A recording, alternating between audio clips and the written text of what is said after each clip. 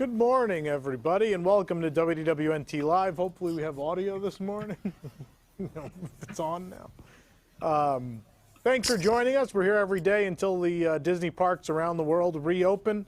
And this morning we're going to be doing, last Monday we did our countdown, or I guess my countdown, of all the Disney animated movies. And today we're going to do all the Pixar movies.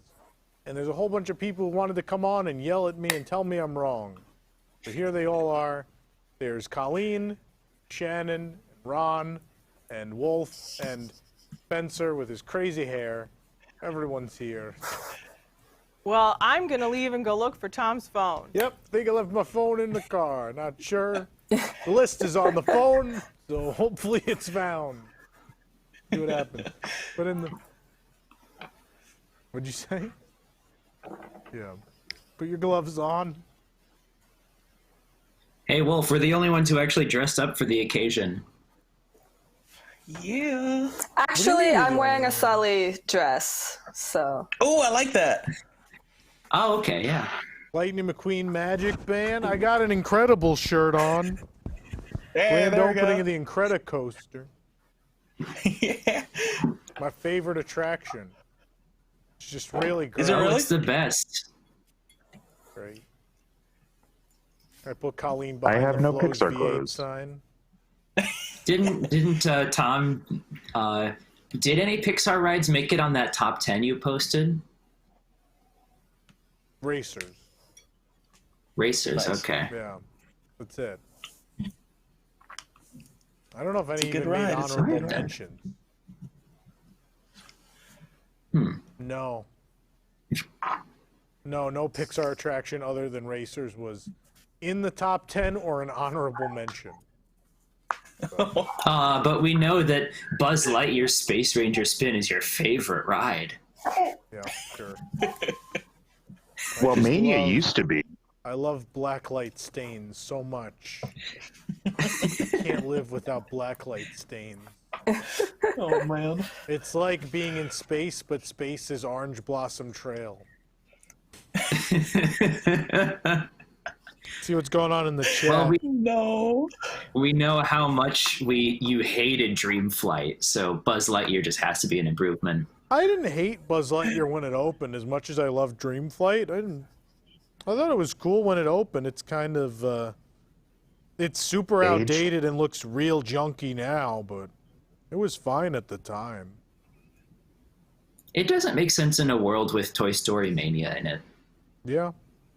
Get ready for Yeah, Tom to yeah. have the best movies dead last again. Thanks. Yeah, all the Home on the Range fans were very upset last Monday. Right?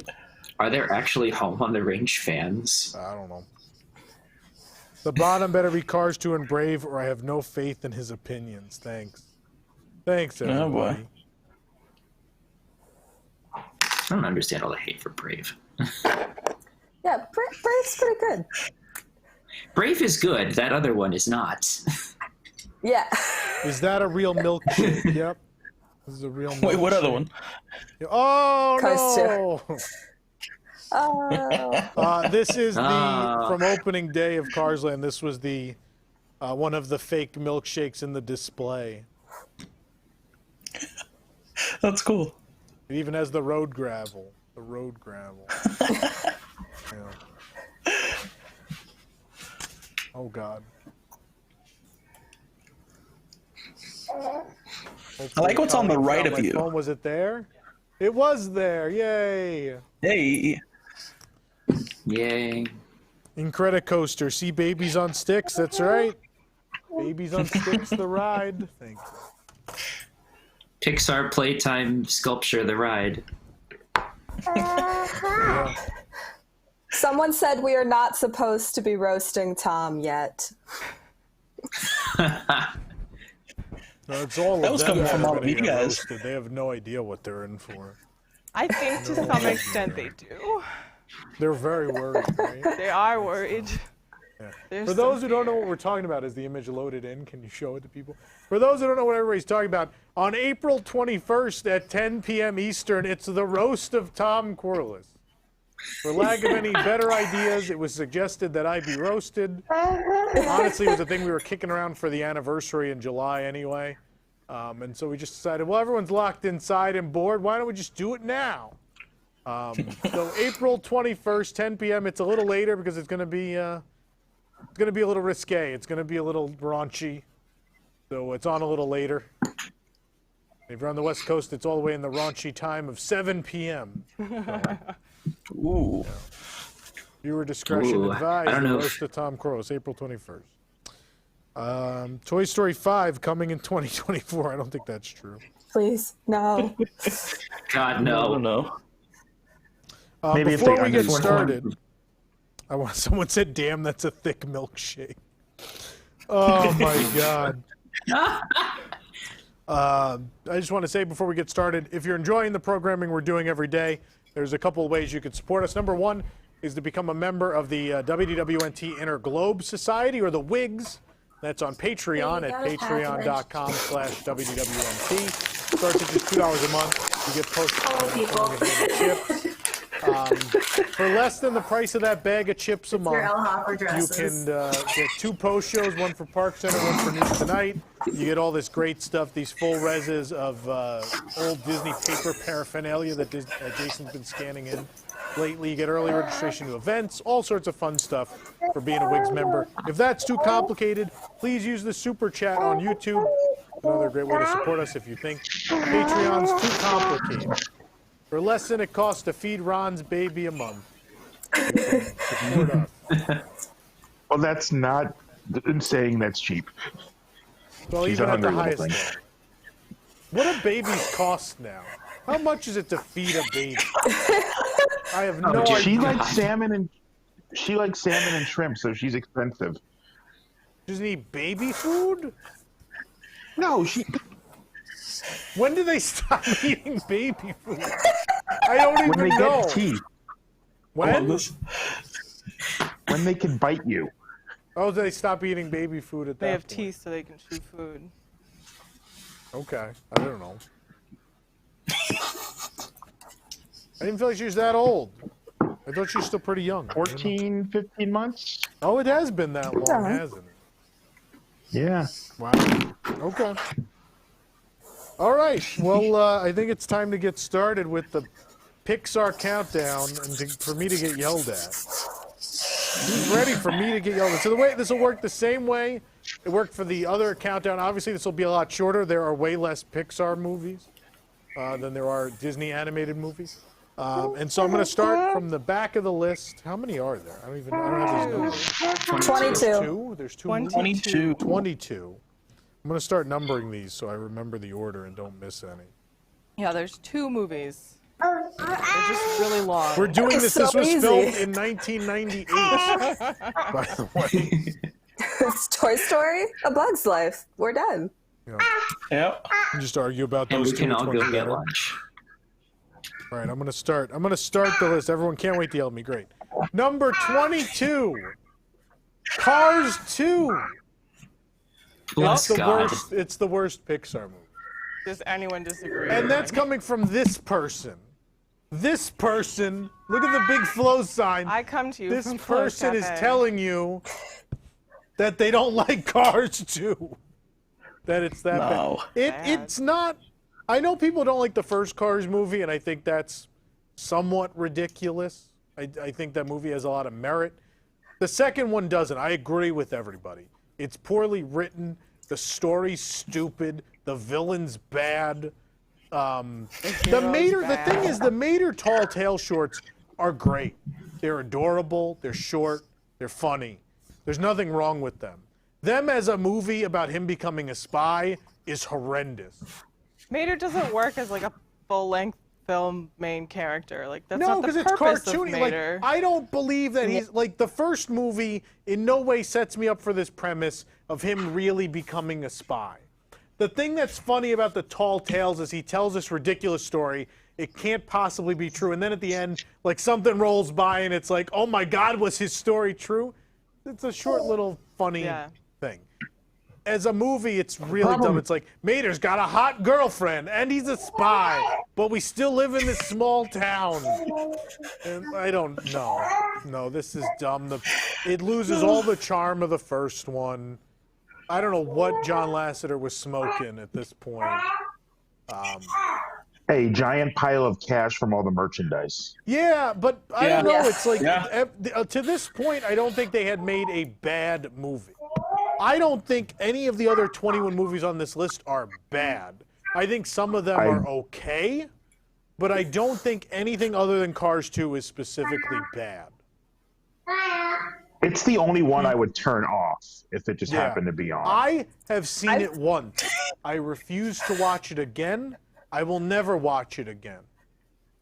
Yeah, like I watch also it. the whole thing, like they're killing cars, like they blow up cars at the beginning of the movie. And I'm like, It oh, really just people opens up so died. many questions about how the Cars universe works.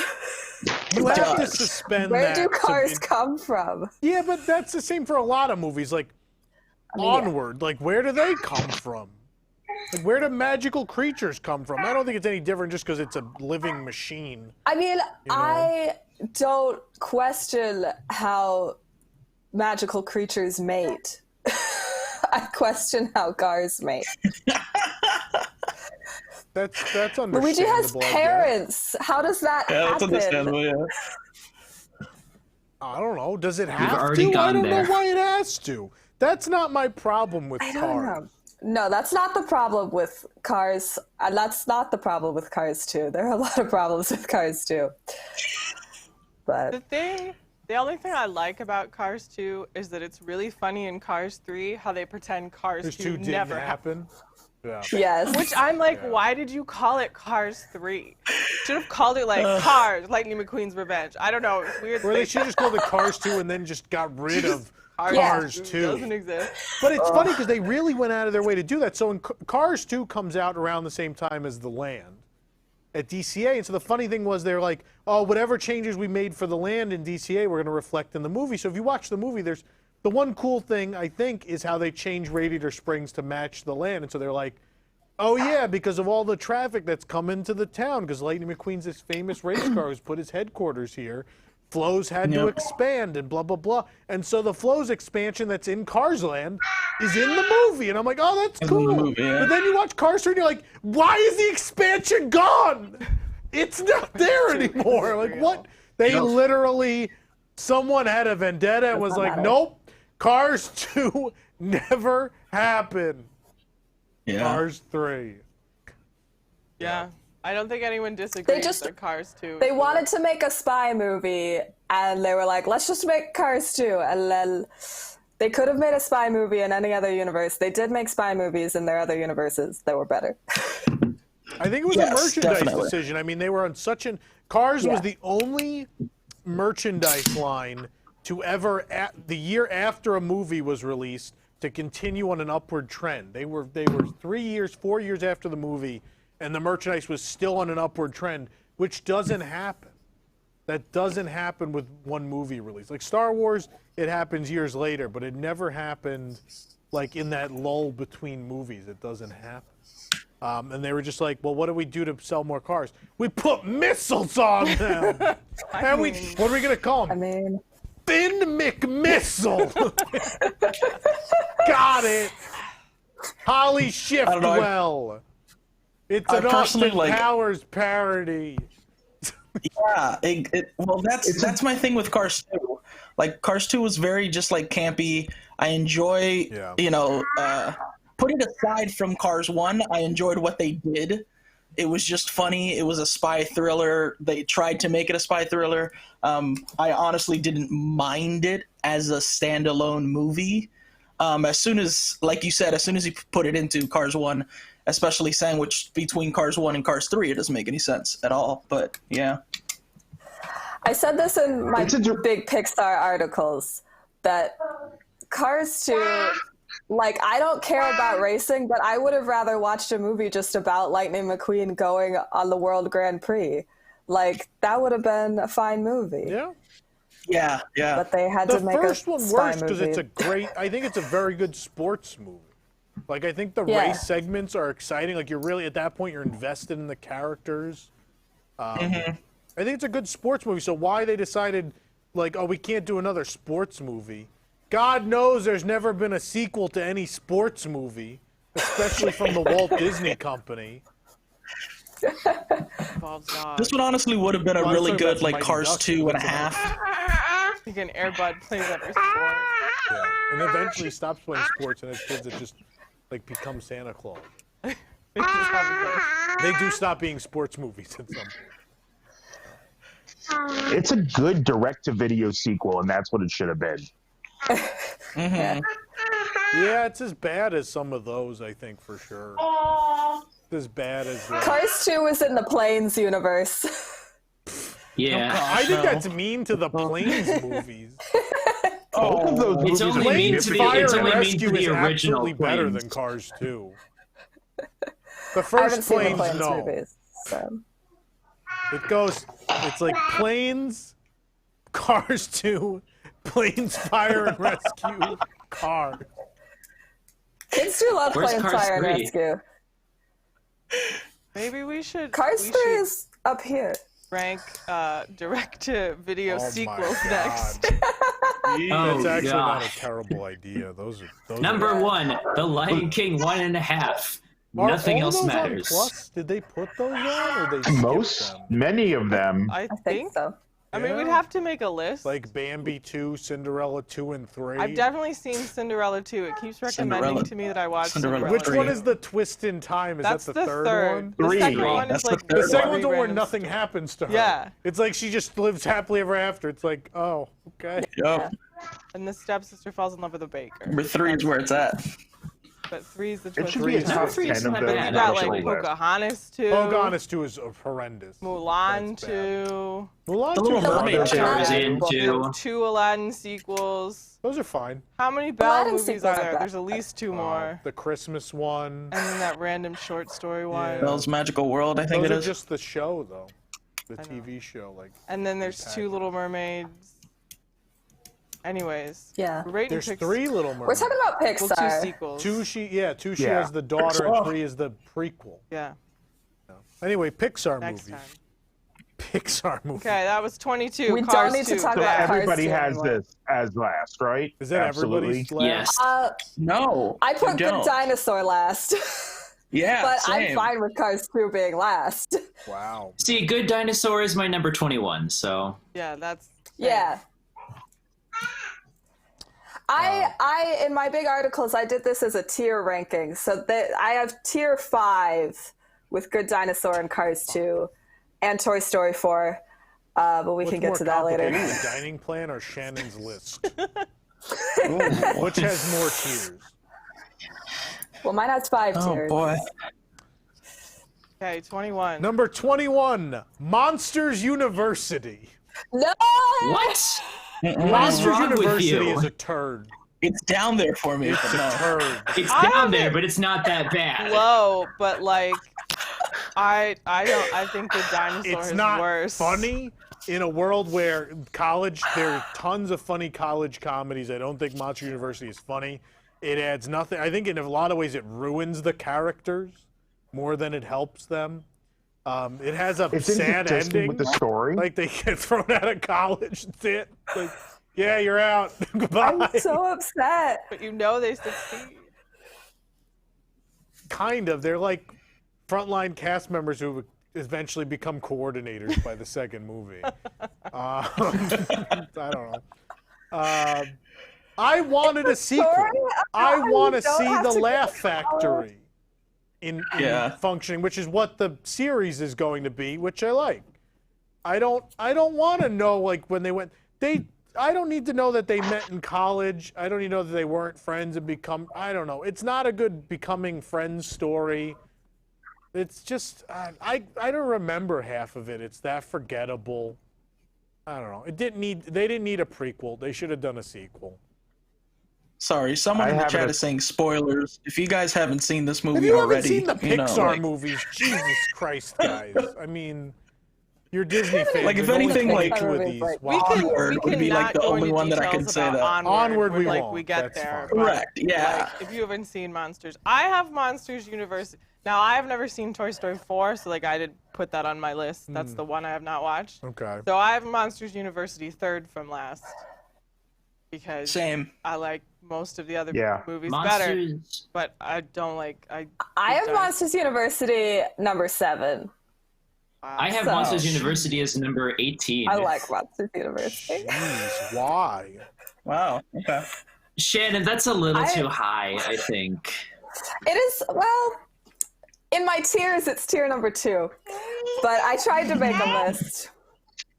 I don't know, I really like it. I mean, I think I would have preferred like a sequel rather than a prequel, but I feel like to me, it makes sense that the characters were like this when they met, and I like seeing how they've progressed as people, and I feel like it makes sense how they've progressed. And I like seeing a movie where like the kids get kicked out of college and then like just don't graduate college and still like You mean manage Animal to House? find their way in the world. I don't know Yeah, I if she definitely knows get what that. Animal House is. She's 25. Yeah. What is that? I know what Animal House is. What is wrong Well- with you people? Spencer says he knows what it is. That's the They took the bar. They took the whole bar. I grew up on Disney movies and nothing else. Yeah, so I like that it's like they didn't go to college and they still managed to, you know, find jobs and make their way in the world. I think that's a very good thing for millennials to see because it It's came a out cute when a lot of movie. millennials were in college. The short is the So, better I like all the thing. It should have been a characters. short, which I think is what they did a Monsters University short. And I was like, oh, that's better than the movie. Like that accomplished every gag I needed from the film about them being in college. You didn't need 90-something I mean, I'll say minutes. this, they didn't need this. Like, it was not a necessary movie, Yeah. but I liked it. I like the whole climax cute. sequence. It's really intense and surprising. Yeah. You're like, oh, the movie's over. And then it's like, no, they have to almost die. Anyway. It's really good. I think Randall's a nerd. Okay, I didn't care about I- Randall being in it. I was like, that's unnecessary, but And that's why he becomes the villain. Because it's like, Pixar. Yeah. It was Everyone cute. starts with a hero. I wouldn't put it second to last, but there was a lot of moments that I do remember from Monsters University. Like Shannon said, I remember the climax where they're in the human world. I really think that the scene where they scare the adults is spectacularly done. I think that's the Yeah. best part of the film. I will say It this has just in its general moments. about Pixar. Go ahead. You're still. It has its moments. I wouldn't put it at number 7 by any means. It's my number 18. But I really like I still really like Monsters University. I'd still watch it again. I think the thing with Pixar movies is that all of them, except like a couple, are really good movies, and it's very hard to rank them because Yeah. unlike Yeah. looking at a list of like 50 Disney movies, it's like, okay, obviously there are some bad ones, not so good ones in there. Pixar is like almost across the board very good. So Yeah, I'm not even I don't planning. I think made this Monsters list and University is looked over it terrible. 15 times. It's just fine. Like I said, Cars 2 is the only movie on the list I think is bad. Like outright I mean, bad. Cars 2. I think there are more bad ones, but Okay. Yeah. If it came There out are. first, there would have been no sequel. That's the thing. This just was a forgettable movie in general. So forgettable, I forgot I bought a copy and bought a second copy the next week. That's a good point. Yeah. wow. I That agree is with true. that. If this would have came out first, I don't think we would have had Monsters Inc. Yeah. No. I mean, yeah. Number But- 20, The Good Dinosaur. Yeah. I had that I second. can live I with think that. The Good Dinosaur is bad. Yeah. I don't Good hate Dinosaur. The Good Dinosaur. I don't think it's as bad as I people hate The Good say. Dinosaur. The Good Dinosaur. She's kind of Yeah. Poor Arlo. He's out in the world just trying to, he doesn't have his parents. No. The Good Dinosaur is beautifully animated, Yes. Yes. and that's the only good thing I can say about I it. don't hate the story. Correct, It's a cute little same. story. when I was thinking about this, it was like I don't even remember The Good Dinosaur exists. until I like looked at a list of like I just forgotten about it. Yeah. It left no impression on The me. thing is, the premise they pitched originally, I think, was more interesting. It was like, what if dinosaurs didn't die and humans and dinosaurs had to live together? And I was like, oh, this sounds amazing. And then it was like, oh, but like humans have just formed and they're like cavemen it was and- like the commercial, the trailers seemed really interesting. Like, oh, the meteor doesn't hit. And you're like, oh, that's interesting. Yeah. But then, it was like all this humans, his dog. dinosaurs start farming. So I'm like, Well, for the okay. Good Well, it's Dinosaur, they like- did have to scrap most of the movie and start over. So, like, Yeah, it was I had a lot of very problems. different than what they thought was gonna be able to come out. So, yeah. And they've got They've like done that a with lot movies of different before. I kind of mean- plots like. Not They've a done lot. like last minute scraps before, and one of their best films came out of a last minute scrap. That was, Toy Story 2 did the same thing, and it's fantastic. You can't use that as an excuse. Yeah, but Toy Story 2 at least still followed most of the story plots that they were already developing. This Yeah. was a whole new They thing. went a whole new route. The only thing, Yeah. Director, And this new feels like everything. it was rushed. Yeah. Yeah. the only thing I like, because now I'm remembering parts of the Good Dinosaur, I found the T-Rexes being like cattle ranchers funny. Yeah. That was Yeah. annoying. It's a weird movie. It's weird because it's like, oh, this is the story of a boy and his dog, but no other story of a boy and his dog ends with, and now we have to let the dog go free to live with other dogs. I don't think it's a. I think you're misinterpreting it. I don't think it's a boy and his dog movie. I think it's That's learning how they to sold be a it, parent. though. Arlo But he's has to not a grow up parent. quickly and learn how to be a parent without his. You know, he loses his parents. He's got to learn how to He just be loses one. his dad. He still has a parent. He just gets lost. He's got his mom. Yeah, but then he's got to learn to. He's got to look out for this kid. But he doesn't need to learn that. He's got a mom and 2 older siblings. He doesn't Why need to be he an have adult. To learn that? He doesn't yet. He doesn't have to be a parent. Whatever. Yeah, I didn't see it We like all that agree either. it's a bad movie. I don't think it's Fun a boy and fact. his dog movie. Fun fact, the scene where Arlo almost drowns, which how does he live but his father dies in this big river? Anyway, the scene where he almost drowns has more data than all of Cars 2, Yep. which I think says a lot about both movies. Okay. All right, number 19, Toy Story 4. No. Yes. Yeah. This Yes. this No. was completely unnecessary. You I agree. are following up the greatest sequel made to any movie ever. You have given people an emotional, meaningful goodbye. Why did we need to come back? You just gave people the message, the whole message, like about family, and and then like the next one you're like, but if you need to go, you can go. You need to leave. Maybe you need to leave. It's important to stay together. But if things happen, you gotta go. Maybe. I don't know. Yes. And not only that, like Exactly. characters seem different. Like Buzz, like he just became stupid again. Like Yeah. the whole time, Yeah. like he lost all the Yeah. character development he's had over the past 2 Also, films. the entire old cast except Woody's in it for 3 minutes. Yeah. I like the new characters. I think they're fun characters, but like they overcrowded the movie and then it was like they didn't matter. The first like part of the movie that's just Woody and Forky, that's like a cute short film. Forky's great. And then the rest of the movie Yeah. just goes downhill. Yeah, What? Forky's great. I love No. Forky. What? What? That's the No. best thing. Forky I've Ask a Question is great. I love those. Yeah. The funny thing If about Forky's like Buzz, cute, and they could have introduced Forky in a short, like Shannon said, and it would Yeah. have been fine, and you could still have Forky ask a question and all that stuff. But to set up an entire film around him and undo all of the messaging that you did in Toy Story 3, which, like Yeah. Tom said, is one of the greatest sequels ever made. I think it's absolutely the greatest sequel to anything. yeah. I don't think there's Yeah. ever been a better sequel. to anything.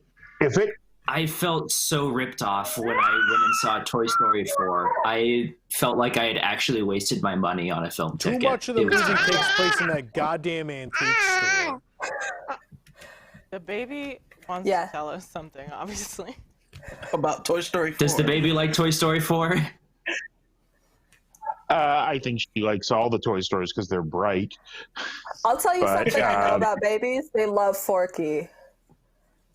Kids love Forky. Yeah, so much so that they rip the eyes off the plush. Every day at work, when I worked, people were like, "Where's the Forky plush?" And I'm like, "They're sold out." And people are like, "People love Forky that much?" And I'm like, "You want him?" So yeah. The funny thing That was the is weird to thing, stray right? away from Forky.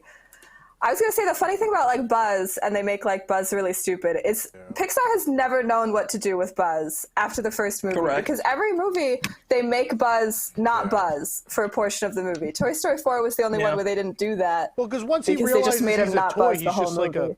common sense guy. Like, what do you He's do just a with him toy, at like- that point, right? Yeah. He's the straight, yeah. I still feel I like think with 3 Toy was the Story best thing 2 to do and with him though, like that was make him Spanish. We got it. It was. no, yeah, Toy amazing. Story 2 and 3, yeah. They both Toy Story 2 and 3 really nailed it with Buzz. I didn't like what they did with him in Toy Story 4. I No, hate Toy Story Bonnie. 4 is number Bonnie is the 9 most for me. unlikable child. Like, yeah, here's Did the you say main Toy character. Story Bonnie was number hates 9? him. Yeah. Number 9. Oh yeah. Yeah. She'd rather I'm not play with talking this to you. fork instead of your childhood. She made a fork. Promised that she would take care of Woody. Yep. She promised Andy that, and then she forgot about him and just left him at a Yeah. carnival and doesn't care. And And Andy's Bonnie's gonna come fine in back the to visit shorts, and be you like, know? Yeah, "Where but she's is my like most nasty in important Toy toy?" Story 4. He's like, I don't like Woody. And he's wait. Wolf said Toy Story 4 is his number 9. It's my number 9. Yeah. Oh my Like, god. Toy Story 4. What is wrong with the Toy Story films? I understand what the whole premise is about, and as much as people would like to say that it's about Andy, it's not. It's about the story of Woody, and this being that it wasn't necessary. It at least bookends Woody's journey He and was Woody's. bookended. His whole thing you know. was like, we got to stick together. Like sometimes you lose people and things, but what's left of this family is worth keeping together. Is like the whole point of 3. And then the 4th one, it's like, you guys will be fine. There's a woman. I'm gonna go with this woman. She's hot. She's got this staff. Wearing these tight clothes now. Like she drives a skunk, guys. I mean, come on. The fact that it was Bo Peep was the thing that I guess was fine with me. Like, if he would have left because of someone else, then I would have been pissed. But the fact that it was Bo Peep and we knew that Bo Peep meant something to him, and the fact that Bo Peep was lost, I feel was fine for my sake, at least. But like, I don't thing need is Gabby that, Gabby like- to be Lotso again. I don't need another Lotso. Like, it just everything. I don't know. Oh, I definitely agree on that. Yeah. Yeah. Well, they all have to be sympathetic for some reason. Like, it's not. That's the Pixar thing, you know. Yeah. There's no such thing At as a least real Gabby villain in a Gabby got Pixar like movie. a nice ending instead Except of Lotso. in Cars 2. Like, The all-in-all guy's actually just bad. I don't think there's anything redeemable about like Syndrome, for example. If we're talking about villains. Oh, Syndrome absolutely is redeemable. He was a kid who just wanted to help, and like Mr. Incredible told him, like, screw off, kid. that's You have to be Pixar special villains, to be like- a Paint him super. in a redeemable light. They just are like, oh yeah, he's too far gone now. Okay. Pixar villains always have like a motivation. Well, any good villain. It's not do, always like, good, but yeah. yeah. They do, yeah. Next. I Anyway, actually Toy think this Story whole 4 is back. movie is a metaphor for the company moving on from Lasseter and these movies in general. And that's Well, why the that story can also sucks. be said. Yeah, definitely. I didn't need that though. We didn't need Toy Story 4. No, not at all. I don't need no, I Toy Story haven't- 4 to be a metaphor general. for John Lasseter moving on, because then it's just John Lasseter is moving on for a pretty woman. No, the metaphor for John Lasseter moving on is how all the movies since he's been gone from the company have not been great. I think that's the metaphor. Say what you want about him as a person. I think it's clear something's going on at Pixar. I mean, the last 2 have been pretty. So, anyway. What's I'm hoping next? Soul redeems Pixar. Yeah, I mean, it looks like it I'm could. interested in the Soul. Looks like more their style. All right, number 18, I'm going to get screamed at for number 18. I'm just going to go hide on this one. Number 18, The Incredibles. Whoa, hold on. You think Incredibles 2 is better than Incredibles 1? Yeah, I do. No. Okay. No. Oh, yeah, I have that. No, but they're closer than absolutely not. The Incredibles isn't a good movie. I don't care about the characters. They're kind of all annoying. I kind of rooting for the villain. I'm like, you picked on this poor kid. You made your own bed, and now you're gonna kill him? Like, come on. Like, it's your own fault. Like, I want the villain to win. That's I don't my- like you. As That's much my as I number agree with 8. that, Why? it's still too low. Your kids are. The only good thing in the movie is the babysitter with Jack Jack. It's the only funny thing, the only thing of value, I think, in the whole movie. And maybe Edna. That's about it. I don't. I mean, out of I like don't even. not sequels, like, you know, the first and other than Toy Story films, like I have The Incredibles relatively low. Like it's not the Pixar movie that I'm gonna be like, wow, I want to watch The Incredibles. I have it higher than Incredibles 2. This I have Incredibles 2 in this spot. I think 2's better. I think that I would want to watch 2 more. 2, I don't know. Everyone's a little more established. I think there's, I don't know, it's a more interesting plot. This is so distressing. Yeah, I can't get behind this. The Incredibles I is don't my even number know 8. like where to begin. Incredibles is my number 5.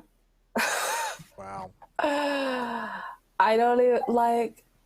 The Frozone scene though, What with a his number wife, 7. that's fantastic. Oh, where's my super suit? Yeah. Where's my super? Why do you need to know? Like I said, I don't think anything after Cars 2 is a bad movie. I just don't. There's nothing about those characters that makes me root for them. I just don't want them to succeed. They're just, I don't know. I think. I will say like I get like kind of the argument that like about syndrome, but it is like Mr. Incredible was trying to like save his life. And he was being a little harsh about it, Well, but And also, I mean, he could have been mad and not grown up and like murder a ton of people. yeah, like you can You have could a always bad not murder experience people. and not become a bad person. Like, Yeah. you know, that's Yeah. he Oh, made dude. that choice. Oh, bye, Spencer. Okay. Spencer vanished. You can definitely tell that. Like, I think I clicked the that's wrong used to button. read that kind the of the comic Once books. Upon a Time TV show. That was like the whole lesson is like being a hero versus being a villain is all about when something bad happens. What is How the do you- choice yeah. you make? Yeah, what do you choose? Yeah. Is your choice revenge or your choice to like forgive and you know? Someone's that- like, Incredibles is my number 1. 2 people said it's my Goodbye. number 1. And they're One like, of them I'm was leaving. definitely my friend Nicole. That She is loves too high. Incredibles. I think that was Spencer. That's why he blacked out. No. Spencer physically No, blacked well- out and was well- like, Well, Incredibles is my number 8. I wouldn't put it that high. no, I have it Mine's higher. it's in One- 7 for me. Yeah. One thing I will say about the Incredibles universe, it's very weird how Brad Bird keeps trying to nail in this like only special people can be superheroes. All the superheroes, all the people with powers are superheroes, and all the people who are supervillains use technology. So it's this weird like, are we anti-technology? Like that's a weird thing It's that I people- feel like is I think it's like a weirder in Brad Bird Incredibles complex. too. It's like he thinks he's special. Yeah. And anyone who's not Yeah. actually special, he feels like they use technology to hurt him. When in fact he's The just weirdest a thing bad about Brad filmmaker. Bird, the weirdest thing about Brad Bird is that he made The Incredibles and then he made Ratatouille. Which is good. It's like, He should stick to yeah, I mean, animation I think though, they're because his both live action good, movies but are trash. they're so weird. That's true. Yes, Tomorrowland was a piece of junk. I'm okay. I with Hold that, on. but I that's a can't. different I like discussion. Tomorrowland. There's a lot of problems with Tomorrowland, but I actually really still like it, and I don't know why It's everyone hates it so unforgivable. much. It was a concept that we should have loved. I think we were all ready to love it. And then we sat and watched the movie Yeah. and we're like, how did you screw this up? It's much better conceptually than actually. Yeah, it was a cool anyway, idea. The Incredibles is marketing bad. was amazing, and then it was just like, well, here's a turd. Well, if you're whole thing I wanted to comment about the supers versus technology, I mean, the whole thing was a Fantastic Four versus Dr. Doom in the first one. Yeah. It really was purely I mean, that yeah. if you look at it. they're going. They have these powers. Basically, they're going to his land. Yeah. And then that's what it was. And continuing that into 2, I don't know, but that's really how I always read that. This is, I mean, yeah, they are the Fantastic Four in every way. Yeah, Oh, definitely. I mean, also, it didn't feel like that original of an idea either. I don't know. It's a not Pixar. It's a super- superhero movie. I mean, Yeah. I like the characters. the thing with I feel like they act when like you a make a family, and it's nice. the thing about making a superhero movie is when you try to make a superhero movie, most ideas have already been done in one form or another. So Maybe almost don't no make a matter what you superhero try, movie. you're not going to make an especially original trying to make an superhero original. movie. Yeah. Yeah. The hardest thing about writing superheroes, as someone who's written superheroes, is naming your superhero something that is not already the name of a superhero. I mean, they had that Yeah. problem Really in The hard. Incredibles. Like, that's why Yeah. Elastigirl marketing was called Mrs. Incredible, because Elastigirl was owned by somebody. Yeah. Which obviously they must have worked that out then going into The Incredibles 2. Yeah. Well, and then the kids don't have superhero names. They just have names.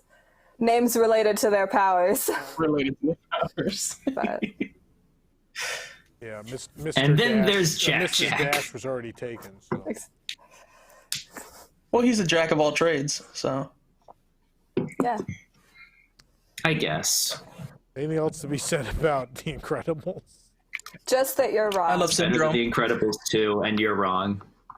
was I have wrong it dead in the that middle, merchandise It's sales would be better, and they'd it's have more than a definitely weekend better than roller Incredibles coaster. 2. I don't think I still have Incredibles 2 higher, but they're right next to each other. Number There's 17. good things about Incredibles 2. But Number 17, Onward. I think that's where I have I've only seen it once, so I can't argue too much about it. You know.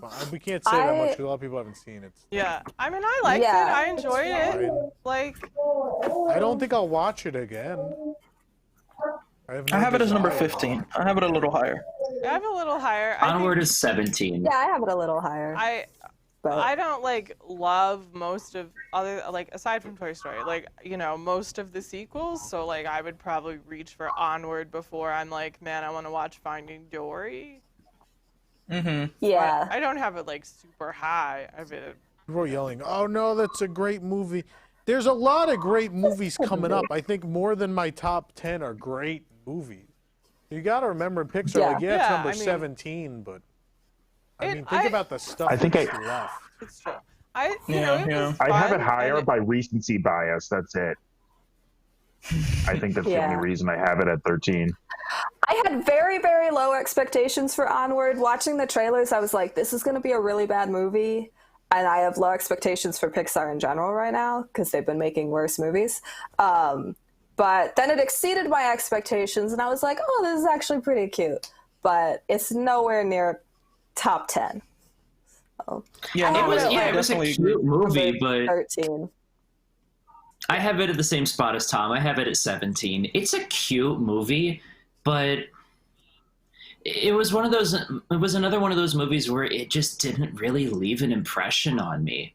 I walked out, or well, I guess I didn't really walk out. I stopped watching it, and I was just like, okay, what's next? It wasn't like Yeah, you see, even something more recent like Coco, where I was in tears walking out of the movie theater. I didn't have a reaction when I finished watching Onward. It was just okay. Yeah. yeah. Those are I have a really good predictable. relationship People with my watched it with brothers. us in the watch along, and I kept apparently spoiling the movie even though I hadn't seen it. I kept being like, "Oh, the fountain's in the background. That's where the thing's gonna be," and everyone's like, "Oh no!" Yeah, I have it just a little bit higher. I have it at 15. I have a really good relationship with my brothers. I have an older brother and I have a younger brother, so it really did speak to me in that sense. And I do like, just the world building that they did in this movie. So I enjoyed it. It's not my favorite, but I definitely do thought, enjoy it. the concept was really interesting. This idea Yeah. of The movie was less interesting than the concept.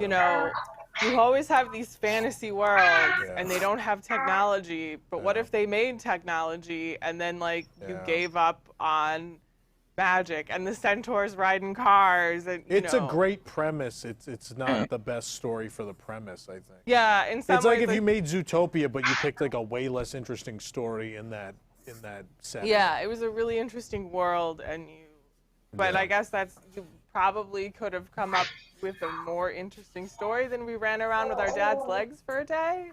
Yeah. I mean, I think it would have been better if somehow a giant D20 somehow saved the day by the end of it, because that's kind of seemed where it was going. I will say, I really like Dungeons and Dragons, so I really liked that whole Dungeons and Dragons stuff. Yeah.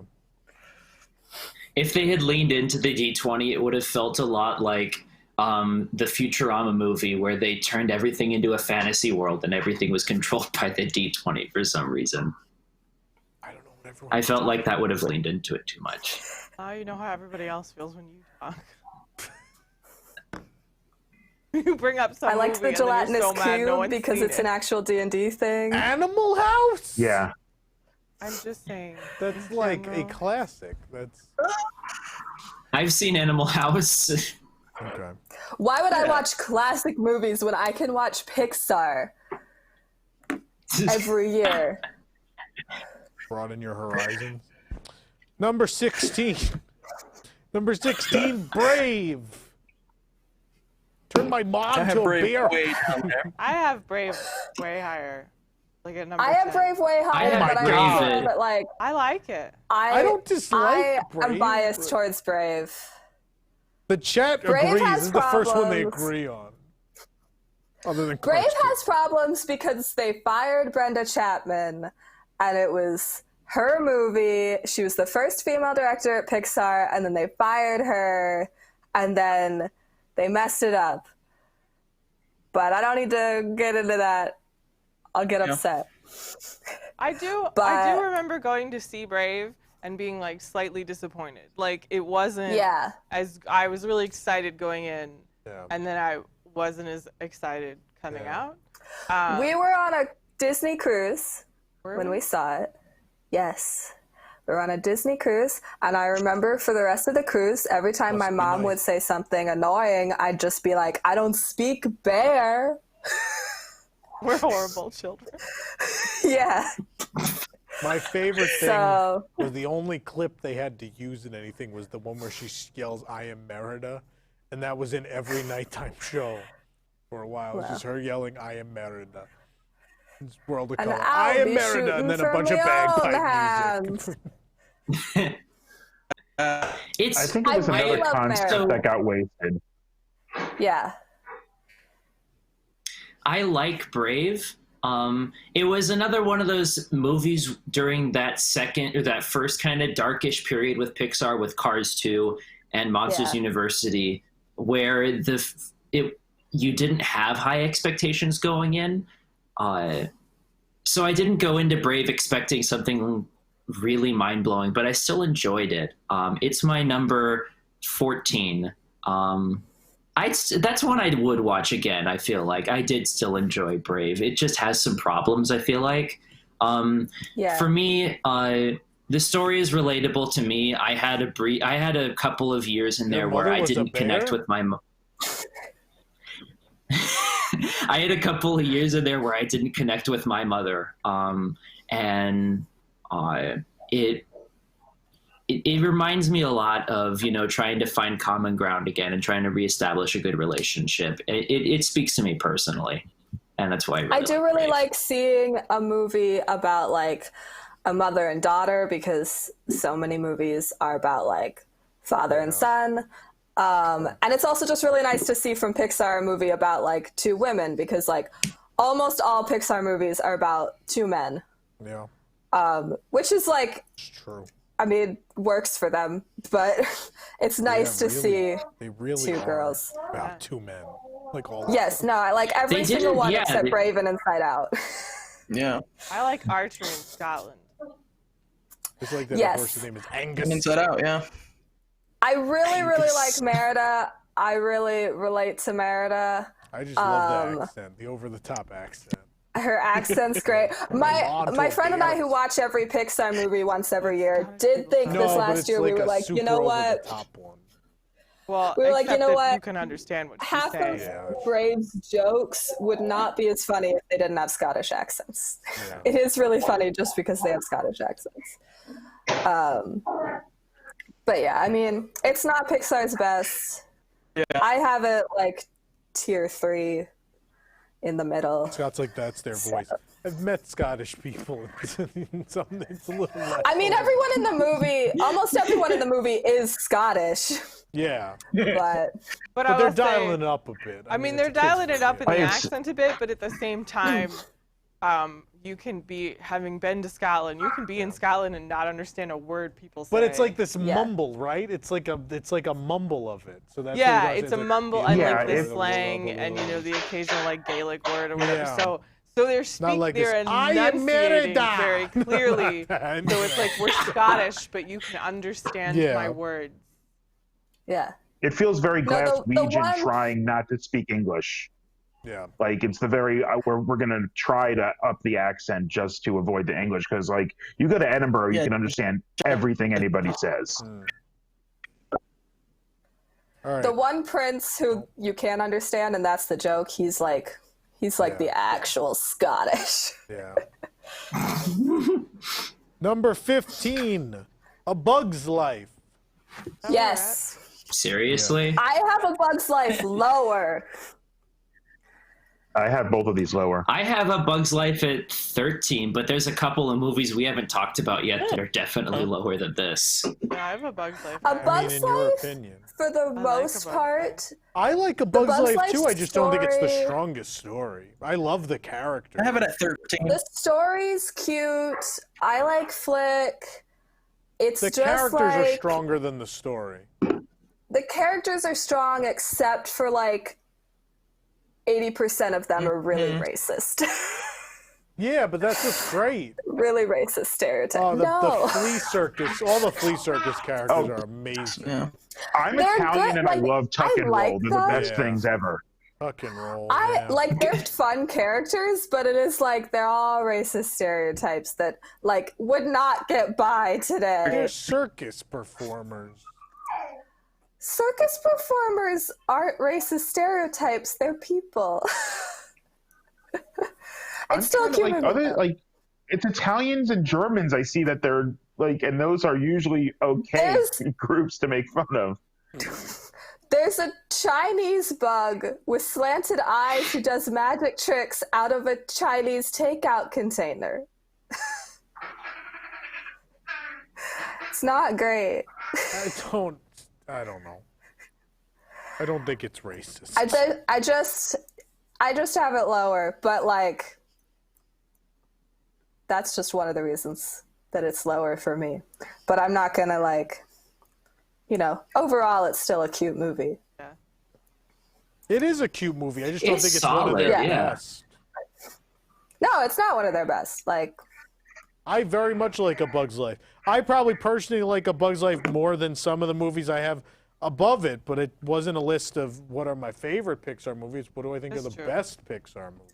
I'll say like A Bug's Life was one of my favorites as a kid. I mean, also there were half the number of movies, but I was a Kevin Spacey fan until he became the devil. That's been a problem the last few years. Yeah, being a fan. It is. I thought he was a great actor. I mean, he he's in a lot of movies. I think he's great as like... Hopper. It doesn't say anything for him as a human being, and just him as an actor. I think. Yeah. Very good. A Bug's Life is interesting. It is another Pixar movie with like a really intense climax, and if you reimagine A Bug's Life as being like with humans, it would be like rated R for violence. It's really intense. Like he beats up Flick. Yeah, he gets bloody. The bird, like it's an intense like bruised and bloody. Yeah, like he's gonna crush his head. Yeah. That's true. I think part of the problem with why that's this not is like lower a for me is criticism of it. It's just intense. They could have done more with these characters after. I mean, I don't necessarily need a sequel, but I think they've been underutilized. And I mean, just look, they just bulldozed the land completely. So they really don't care about it at all. They still have It's Tough to Be a Bug at Animal Kingdom. Yeah. A show which I will never watch again because Why? Which predated the Like movie. spiders. Oh, I love that show. yeah, bugs. It's Tough to Be a Bug and Space Ranger Spin predate their movies. It's wild. Yeah. Actually, I didn't know No. that. How does Space Ranger Spin predate? Zurg, all that was Toy Story 2. Those Toy Story 2. Yeah. But Zurg still existed in Toy Story. There wasn't like imagery of him, and a lot of it's more No. Toy Story 2 than it is Yeah. Toy Story 1. Well, it's It was to advertise Toy Story 2. Yeah. No, it's not even based on the cartoon. There's nothing about the cartoon. There used to be, they added cartoon references when the gift shop was built. They added those weird characters from the cartoon. But then a couple years ago, they ripped them out because they're like, people don't know who these characters are. I guess it felt You more don't know like who the XR cartoon, just is in and- like you're in space and you're fighting Zurg. Like Yeah. you're not in like the Toy Story universe necessarily, where You he's are. not Well, a it's real There's space batteries. ranger. They're fighting Yeah. over batteries. You're absolutely Yeah. in the Toy Story universe. It's like the opening sequence of Toy Story 2. That's what it's Yeah. reminiscent of. Anyway, Yeah, we're they not turned talking the about beginning of Toy Toy Story 2 into a ride, yeah. The Shanghai one is more legitimately, that's like actually the opening of Toy Story 2. You're actually in the opening sequence, that whole ride. I hate that though. It's all screen. Eric's Weird. internet is having issues, but he will try to rejoin us soon. Okay. One Number- less person I have to argue with. Number 14, Cars 3. I like Cars 3. Yeah. I think it's a fun protege story. I think it's cute. He's an older athlete. He's trying to hang on, but like the years are clearly catching up to him. And in the end, he realizes like, no, my time has passed me. It's time for something new. And like, it's not about two men. It's about a guy and a girl. There's a female Yeah. athlete, and he teaches her I how to love Chris win. It has a Ramirez. nice ending. This is what Cars 2 should have been. It's a nice, cute movie. I'd watch it again. They learned like from their Mater mistakes. They're like, my let's God. get him less of him in this movie. And just paying tribute to Doc Hudson through the whole movie, Yeah. and by extension, you know, the actor whose name I've forgotten. But yeah, it's Paul really Newman. nice. Paul Newman. My brain was like Randy Newman, and I was like, nope, the other one, the other Newman. I'm alive. But yeah, it was really nice. It was like watching the first 5 minutes of Cars 3 was one of the best experiences watching any Pixar movie, because it was like, oh my God, Cars 2 doesn't exist. Yeah. It doesn't matter. Cars 3 is Cars 2. I have Cars 3 higher, but I accept that like I'm biased towards it just because, I don't know, it makes me so happy to watch it after Cars 2. I have no Cars bias whatsoever. Yeah. I have it higher than like the first Cars movie, but like that's fine. I think, Oh, I know everyone's gonna yell at me for my ranking of Cars. I already know that. I think that with Cars 3, you went in with such low expectations. Yes. And then it was good, and you're like, that was amazing. Yeah. I just love Cruz Ramirez as a character. One weird thing is like the whole like, oh, like I look different from the other race cars. And it's like, okay, you're not like a race car model, but like, I don't know. It was kind of like they're trying to do like racism and sexism. And the it's like, thing is, bigger like, cars. There's been so many of these sports movies in recent years where it's like, oh, hey, remember, like Rocky, where it's like, oh, he comes back. He's still good at boxing, though. He's still amazing. Yeah. Like, that's not realistic, though. Yeah. I like that it was like, oh, Lightning McQueen's getting older. Like, here's the real thing, Lightning McQueen. Like, either, you know, you can retire and start selling grills, or, you know, or you're just going to go out there and start losing and look bad. And that's like the truth of it. That's like the George Foreman thing. It's like you could sell some grills, Mr. McQueen, or lose a bunch of races, you know? Well, and it's Well, kind of it's nice a really too good that- parallel to the first movie, Yeah. you know? And I think it's nice too that he's like, I'm still gonna race because I like to race, yeah. Yeah. but I'm not gonna win, and like I get that. you know. But it's nice that it's like. But instead, it's like, I need to be Doc Hudson now. It's time for me to do what Doc did for me for someone else. Well, and it's nice that it's like, it's a parallel to the first movie without just remaking the first movie. Because some sequels will do that. It's like, oh, we're going to kind of do the first movie again. And it's like, they managed to do that without like Lightning McQueen as he was in the first Someone's movie. saying Cars 2 is Lightning the best not Cars Doc Hudson. movie. I don't know how to politely Kick say them out. this. What are you smoking? I have 3 rated the highest of the cars, and higher than this. I think it's because I have it in my top we 10. know the characters better. It didn't have to have that full setup that I think for introducing us to the universe. So that helped. And it was just a really good story. And the first 2 Cars movies, the only Pixar movies I did not see in the theater, and I did go to see this one.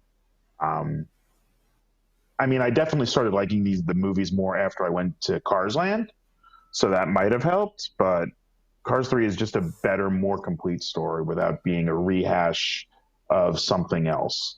No. Anyone else? Spencer? Where did I put Cars 3? I think I put Cars 3 at number 15. But now I don't know why, because these are actually really good arguments. All right. Number 13, The Incredibles 2. Finally. I mean, obviously I had The Incredibles higher than Incredibles 2, but like, I have Incredibles 2 a little bit lower, but like, you know, overall I like it. I enjoy all the new characters. I just think they're slightly more likable in this one. Thank you. It's cute Yeah, you if don't you have need to a way to have... You can make... That's my I like The Incredibles 2. It feels like it could stand on its own, unlike some sequels. Yeah. I can't put it that high because it doesn't feel like the stakes are as high in The Incredibles 2 as they are in the first one. And How about that? it didn't I don't know, feel watching him as memorable. like Mr. Incredible take care of his son, I think makes this movie. I think No, there's a that lot was of good comedy there. Incredibles 2 It was nice gets to see, better like- as it goes on. Yeah. It The does. first half of You Incredibles have to 2 really, is kind of rough.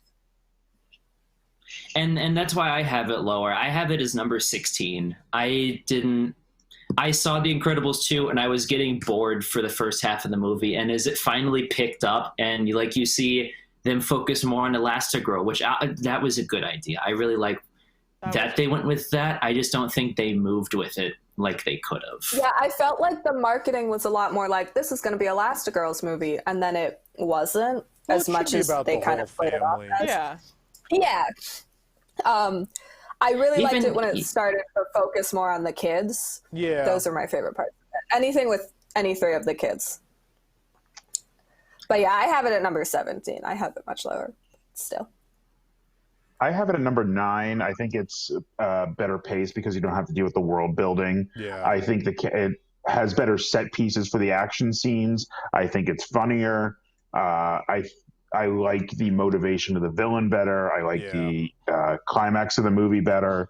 It might be high because it's recency bias again, but I think it's a genuinely good superhero movie and just fun and hilarious with the Mr. Mom stuff. Yeah. Like I said, I really don't like the first Incredibles, but I walked out of the theater of this one. I was like, oh, I enjoyed that. It was really good.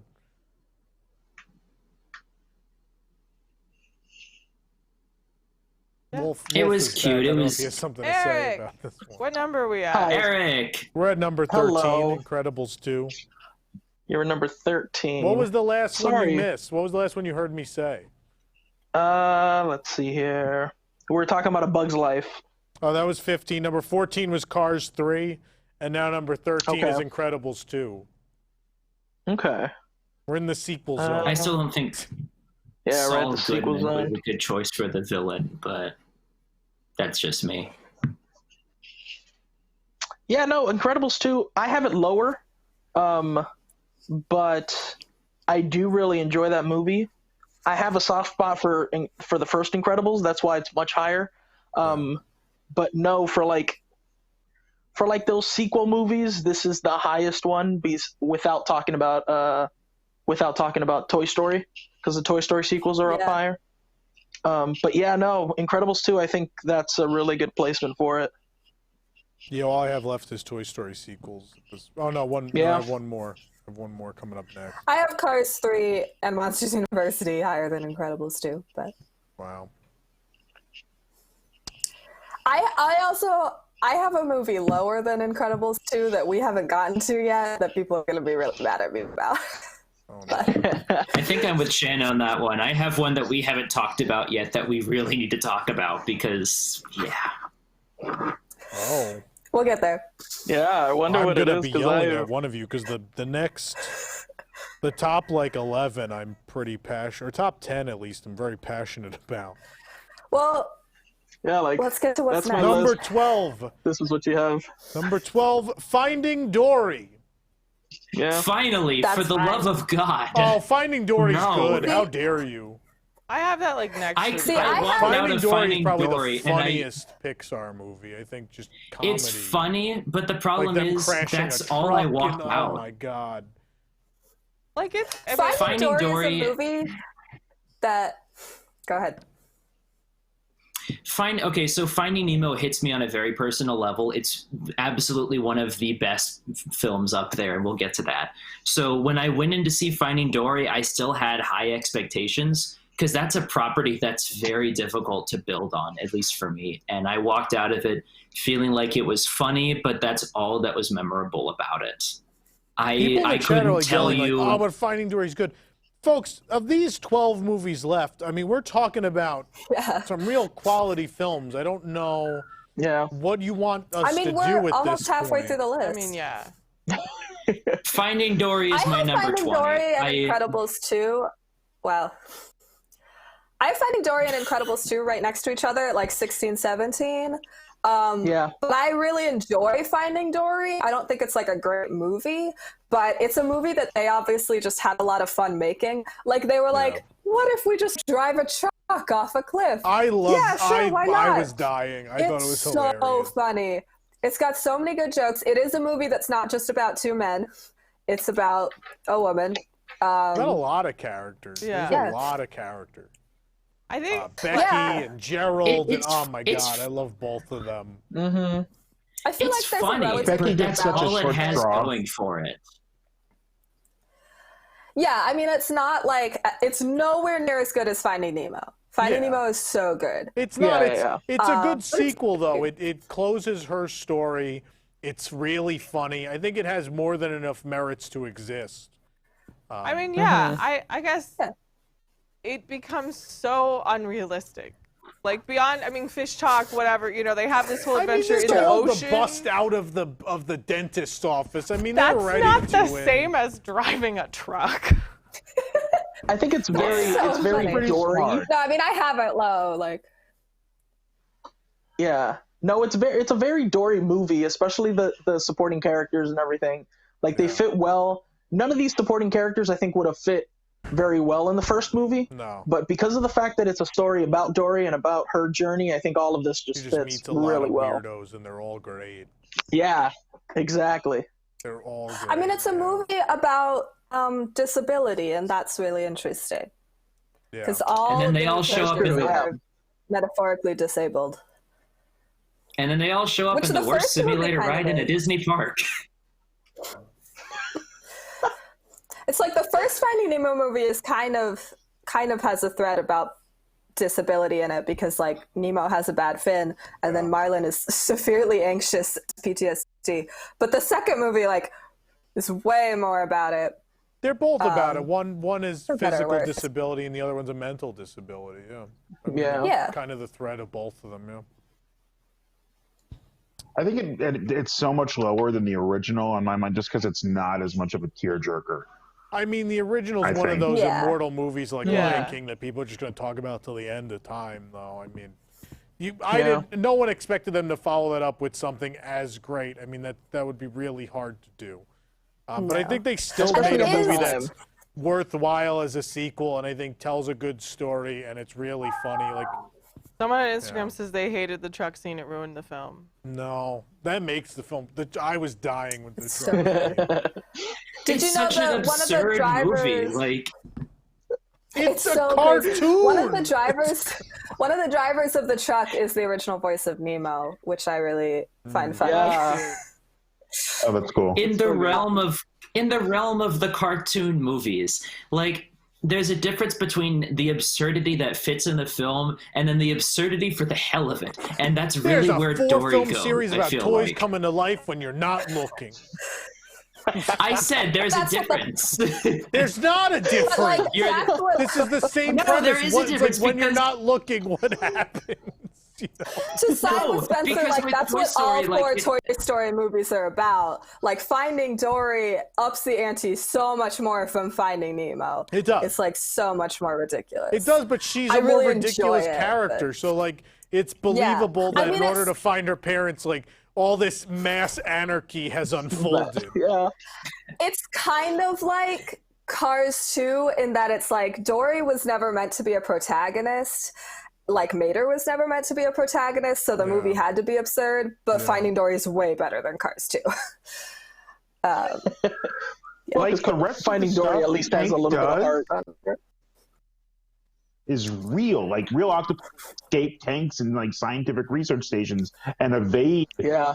them. They're really smart animals. So taking the cartoon version of putting in a driver's seat's not that much of a skip as opposed to how smart the other animals are to their real counterparts either. Yeah. I'm Sigourney. And those seals. The Sigourney, I'm like what are you saying? That the was the Sigourney best part of the Weaver movie. I'm line, Sigourney. the Sigourney Weaver seconds is so good. Like when I die, I want to look up through like coral and just hear, "Hello, I'm a Sigourney Weaver," and I'll be like, "Everything's okay." It's a really funny movie. It's a very funny movie. Going to the great I did aquarium in the sky. like Sigourney Weaver. It brought me back to Wall-E with Sigourney Weaver as well. Brought me back to Great Movie, right? And then I cried. All right, number 11, Aw, Toy Story 2.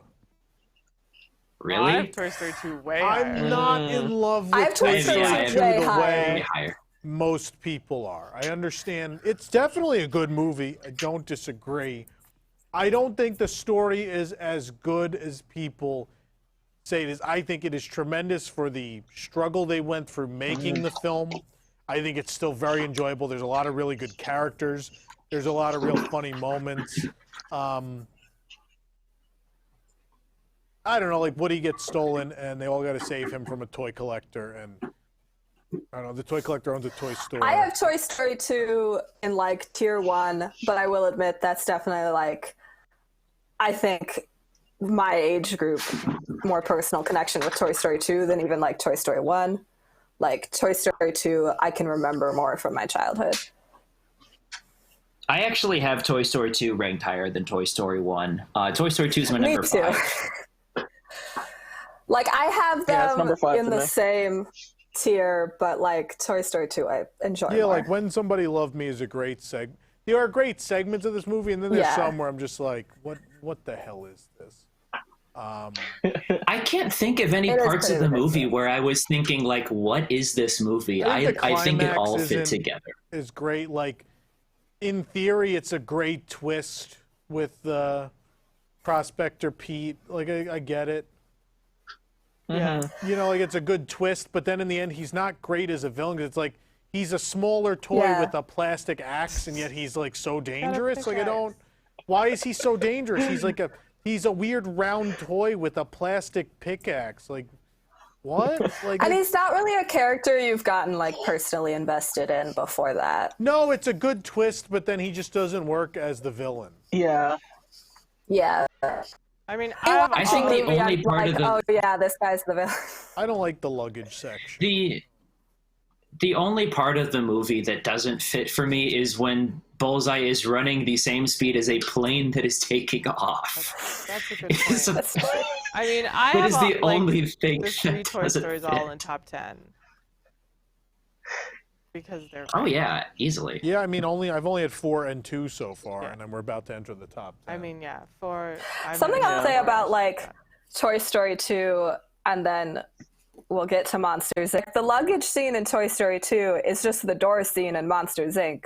It's the same concept. The Monsters Inc. one's way better, though. The Monsters Inc. one Monsters is Inc. Yeah, way them better. cracking into all those different places. I mean, Yeah, basically you that's a understand fun like the scene. door. Not only was the door gimmick ingenious story-wise, but then you get to the climax, you're like, oh, I get why you really wanted to do this. Like this is fantastic. This interdimensional door chase through all these different We'll places. get to Monsters It's Inc. amazing. We'll get to Monsters Inc. But yeah, Are we still Toy Story 2? we're still on Toy Story 2. Yeah. Yeah, I have it higher just for the emotional content. I don't know if it's the best story, but I think it's one of them. It's in that heart-wrenching group of movies. Yeah. I think you couldn't have had Toy Story 3 without Toy Story 2 being the way it was. Yeah. I don't think that it wouldn't don't have been ignore as Toy much of Story a 2 and payoff Toy for. Story not. 3. No, yeah, they don't at all. But it wouldn't have been as much of a payoff at the end of Toy Story 3 if you hadn't had the chase and the recovery and all the characters they introduced in Toy Story 2 are very solid, which is why they stuck around, obviously. Other than the very end with the plane, I really can't say anything bad about it. I think it holds up spectacularly. Very good movie. It's a great movie. None of these are going to be like, I Lightyear. don't like these. I mean, this is, we're in the good stuff now. Yeah. I love Buzz, and unlike I'm just a sucker for everything, all the world building they did for Woody and Woody's Roundup. I love all of that. I love old toys and stuff like that. So that was No, the to be able to collector see thing it. is fun. It's a good. What they did with that. montage of cleaning Woody. I don't know why. I just really like that. Yeah. It's just really relaxing. Yeah. It's like, oh, this sucks. He's painting him, but like, this is nice to watch. Yeah. Number 10. And what we were saying about earlier, what we were saying earlier about Toy Story 4 was it added new characters but took away from all the original. And Toy Story 2 didn't do that. Yeah. It gave all the originals Yeah. just as much screen time as they deserve. Yeah. Yeah, with that Even rescue with mission, Buzz and great. the way they handled Buzz in Toy Story 2, I feel like with having the new like Buzz the other and way the around. old He's Buzz. the voice of reason. Yeah. Yeah. Yeah. Which is funny because then he doesn't know what a voice of reason is in the fourth one, but Yeah. Well, that's why the fourth one sucks. So. Yep. All right. Number 10. Cars. Oh, here it comes, everybody. That's fine. Cars isn't even in my top 10. I will say, so for anyone who like is watching and doesn't know, as I wrote articles about this, I watch every single Pixar movie with my friend Nicole at the beginning of every new year. And every time we watch Cars, we're like, oh yeah, this is like a good movie. And we quote to each other the part where Mater's like, this might be a bad time, but you owe me $32,000 in legal fees. We love that line. He did what in his cup? He didn't win. Mater, He won the Piston Cup. He did what in his cup? Mater is so funny when he's not the protagonist of a movie. Yeah. I know people say Like- Mater's He's a great annoying. I'm like, comedic no, relief, the yeah. character's definitely funny. Yeah. It's actually heartwarming. Like, he's a guy, he doesn't really have a best friend. This guy comes into town, he thinks he's cool, and like he learns, Lightning McQueen learns what friendship is from this guy who really wants to be his friend. Yeah. And he learns what what it is to love someone else with Sally, and just learns like here's this guy. He's young. He's had a lot of success, and he's grounded by, which I think is a great backstory. Like this Route 66 backstory is fantastic. Yeah. And it's so like you're gonna make a movie about cars. You're not only gonna do the sport thing. It's also like this story of roads in America and how that affected life. It's just real. I think it's a really complex and well-woven story that doesn't get a lot of credit. I think because people are like, oh, but there's car puns. Yeah, there's car puns. They're talking cars. yeah. I mean, I think like Cars 2 really sullied the reputation of Cars 1. Like, Yeah. I mean, I have Cars much lower on my list, but it's a good movie. Like I have Cars lower because there are movies. I mean, I like more than it, Yeah. but Yeah. it's not bad. Like, it is a fun movie, and it was a great movie for boys. You know, I mean, merchandising wise, they got to sell a lot of cars to Yeah. They grown still men. do. I was still almost a boy. I know, but I was look at you now. I was 6 years old when Cars came out, and I thought it was the greatest thing ever.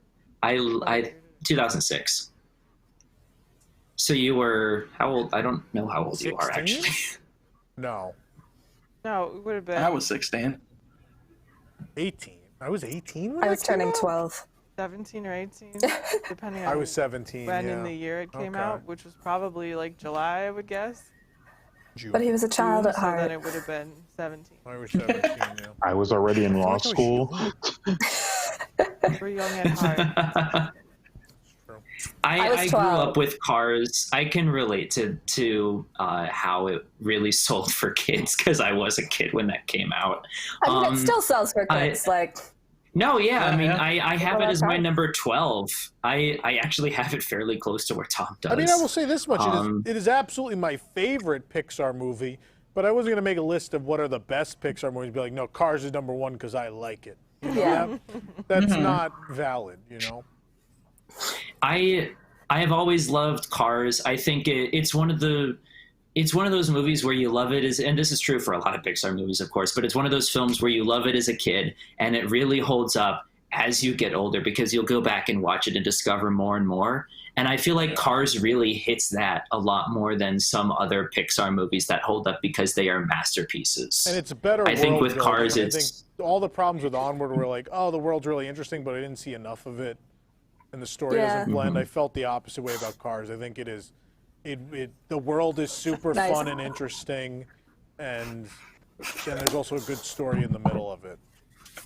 And I've also driven Route 66, and I lived in Oklahoma. I lived in Tulsa along Route 66, so we would take a lot of those routes a lot. And it really does hit home, especially once you've driven the entire way and you see like what's happened to it and how after the movie, some of it started to come back. It was really interesting. Yeah. it's got a great soundtrack. I think more than too. Oh, the soundtrack, yeah. So Yeah. good.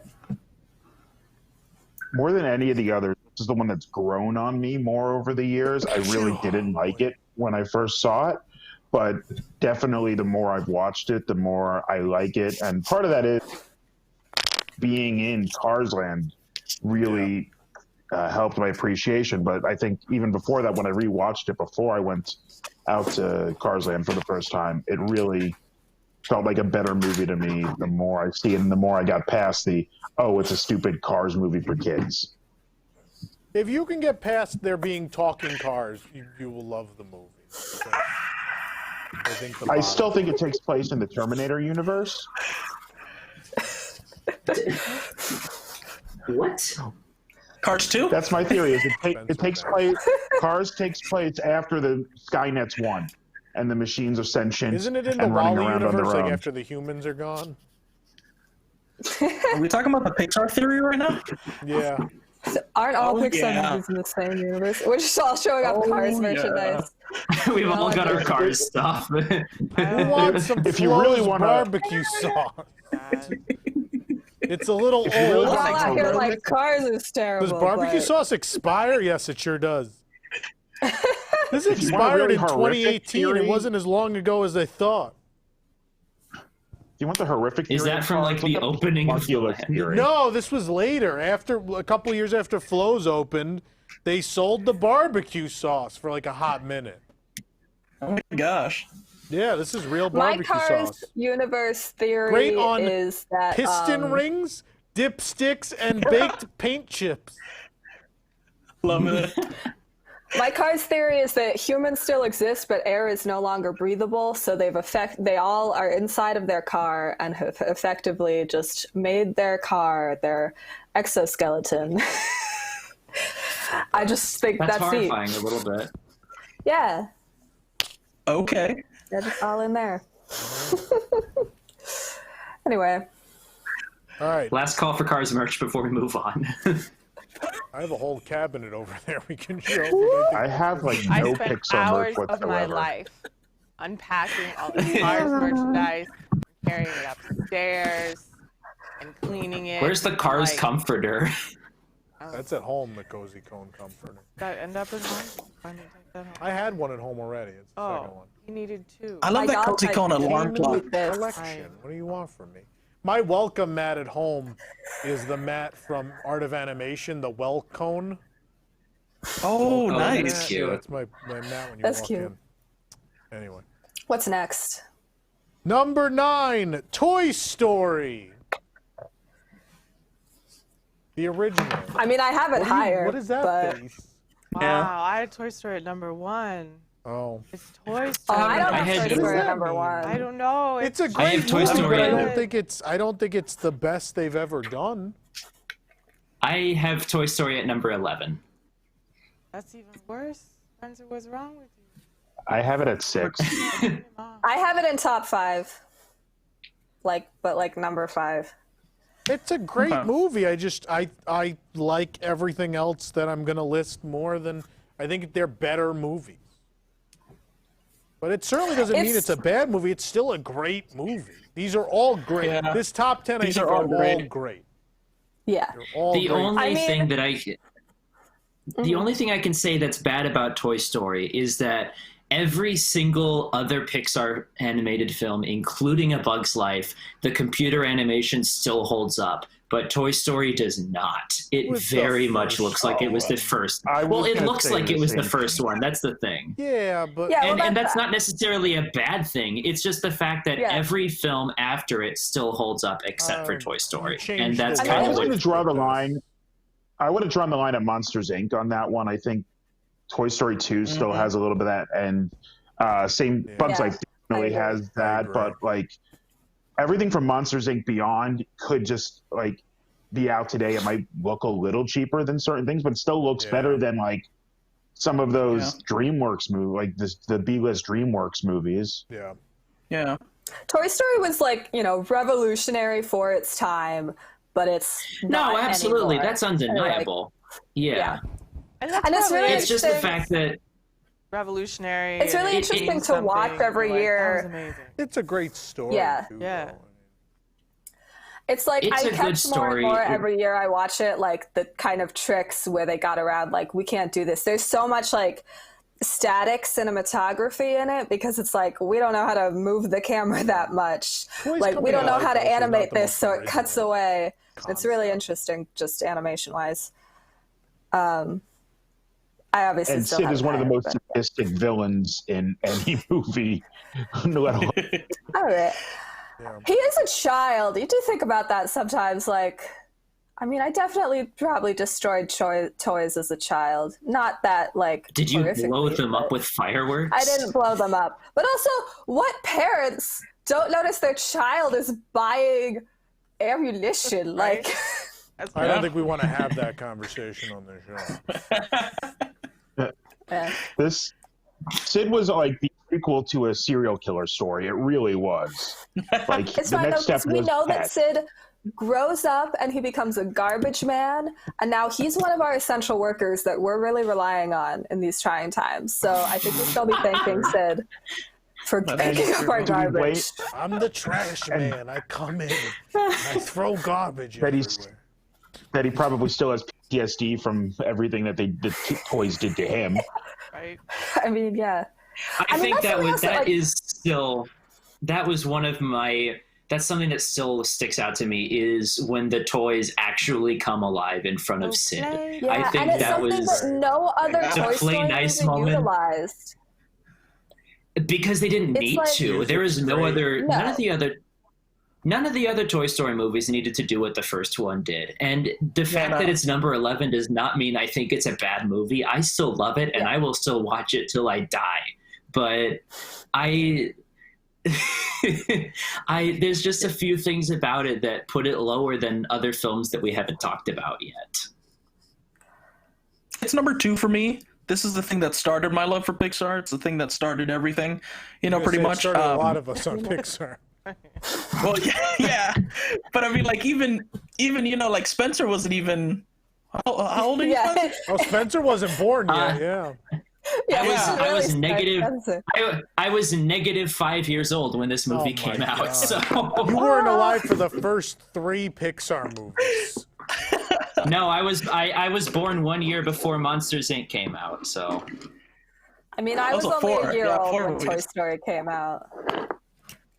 Yeah, so it's one of those. It's like, like it's the thing that started for me. I love this movie, but I have it as number 2.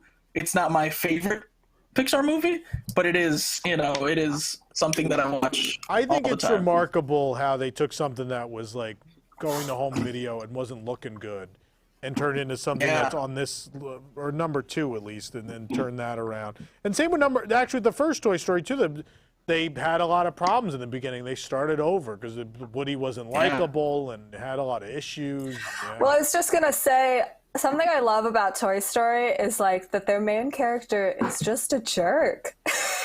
He's just mean. He's not. Woody's the It depends worst. who watches the movie, because some people are like, "Well, he was I there love first, and it's Woody. not fair." And then other people watching are like, "Why is he so mean to the new guy?" I think there's 2 ways to look at this movie. I mean, it's kind of like definitely. I feel he's for a Woody in that, dynamic like, character. Yeah. yeah, I mean, it's a bummer. I do too. But, I like, hate that. I hate that all the friends turn on him. They're like, "You can't murder him." Well, yeah, you can't murder people. Like And that's they're all the mean to him. problem. Then they're like, "Woody, what did you do?" And I'm like, Because he tries to murder "He's like someone. taking care of all of you. wrong. Like, why are you turning on him?" Because even, I 'Cause mean, he's most mean. friends you have, even if they murdered someone, you'd be like, They're not "Hey, even like friends. They're more that's family. wrong." They all Yeah, live and if together. Shannon Yeah. murdered somebody, I'd be like, Shannon, that's wrong. But was Shannon there first? If I murdered somebody, Shannon would be like, Sissy, that's wrong. Yeah. I'd be like, Friends help you no. move. Real friends help you move bodies. There you go. Exactly. See, Woody didn't even get moving anyone else buddy. in on his plan. Like, the least he could have done is confided in Bo Peep. Like, hey, I'm gonna murder him. Spencer, I want you as it's my a good moving movie. buddy. I got you, Eric. Yeah. Next. Oh, sorry, Yeah. someone's selling a vintage Star Tour shirt. I got distracted. If you don't get one, get one. Toy Story, good movie. All right, Pixar movies, good movie. Number 8, Ratatouille. I have Ratatouille lower. Same. Like, I have I mean, Ratatouille obviously at 10. Ratatouille's good. It just never, like, What is it, I was 11? never into it. I love Ratatouille. I think the music. I have it at like 14. I think it's again, like Toy Story. Like you've done talking, living toys. That's been done before. I don't know about like Rat, who lives in France, who's a master chef. Like this is creative, and I then mean, like it's he's the gonna pilot wildest this concept. man so he can be a chef. I really appreciate a movie about like a man becoming friends with a talking animal, but the talking animal can't talk to him. Yeah. Yeah, like, I just would've love been how so easy to psychotic just is. be like, I oh, love yeah, the Remy villain can because talk, it's but- this. Like, how is this happening? There's a rat. There's gotta be this rat. He's just chasing him all over the town. It's He's like, so there's a weird. rit that's cooking. No one believes We him. rewatched it recently, and it was like, oh, this is, fun. And I don't know the last time I had seen it, like, Yeah. because it's just never one that like I reached for. Yeah. I mean, obviously, it's a Yeah. good movie. It was. I have it lower because it was never like one of my favorites, and I so was great, just like, never Gusteau. into the story as And much. like the Gusteau, he's been dead, and the restaurant ring is going down, and they're selling frozen dinners. I just love it. I like the part And he talks love, to like, the taco Gusteau's thing, yeah. spirit. where he's talking to Gusteau, Like- and Gusteau's like, "I'm not real. I'm in your head." Like I like those moments of like, And this there's is all like you. French movie narration. And Yeah. like, It's just, it's so weird. it's a good movie. Yeah. If Like this were Thomas like a said, like all these personal- movies. The Go thing ahead, is, Spencer. if this were a personal ranking and I was just like, which movies do I like the best, Ratatouille would be in my top 5. But just for we still haven't talked about yet, it's my number 10. I love Ratatouille. I think it's brilliant.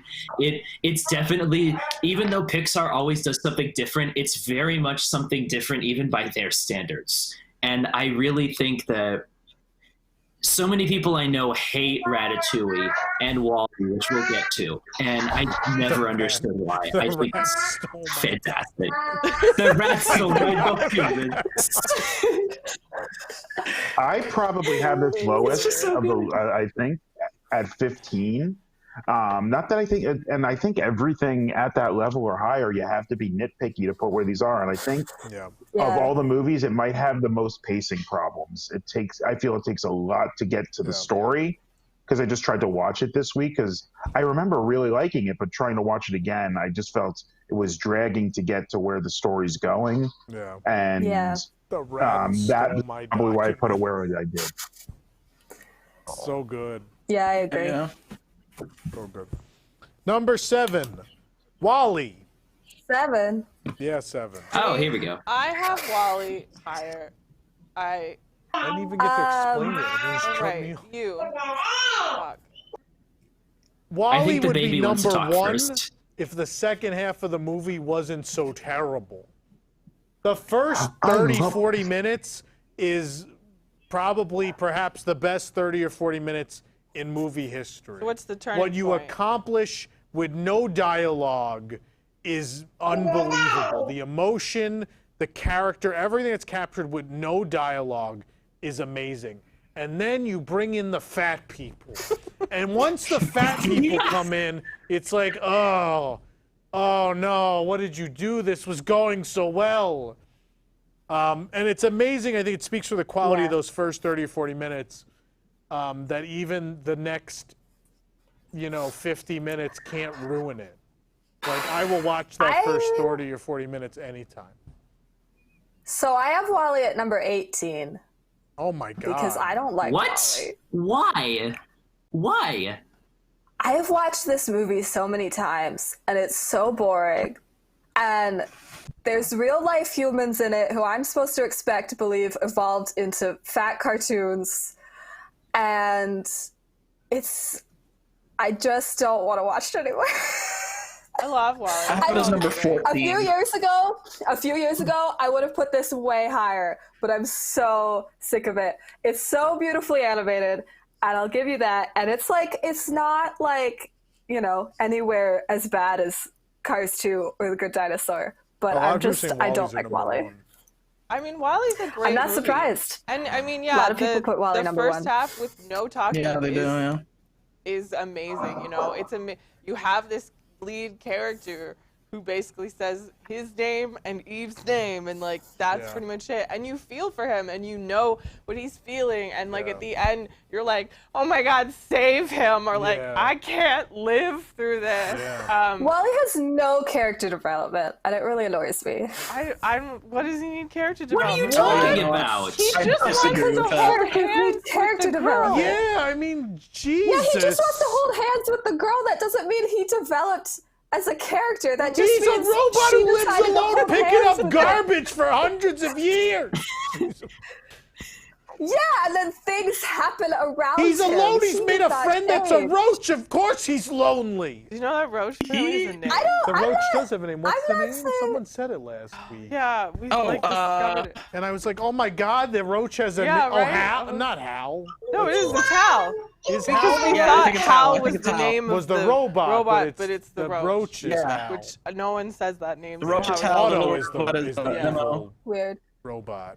Yeah. People are confusing Hal from Yeah. Well, that's why they 2001 named with it Hal. Otto. It's a Yeah. callback to. So yeah, I mean, while Yeah. Well, an Otto is clearly a Hal ripoff. Otto Like, is that's Hal. it. Yeah, yeah, absolutely. I mean, Here's the thing, Shannon, you are wrong, and I know so many people who are like you who say that WALL-E is boring, and I don't know why, because it's the first 30 or 40 minutes is so blame captivating, schools. and there's so many parts Captivating of the first time you watch it. It's not captivating. the only how many times I've He's watched so repeatable.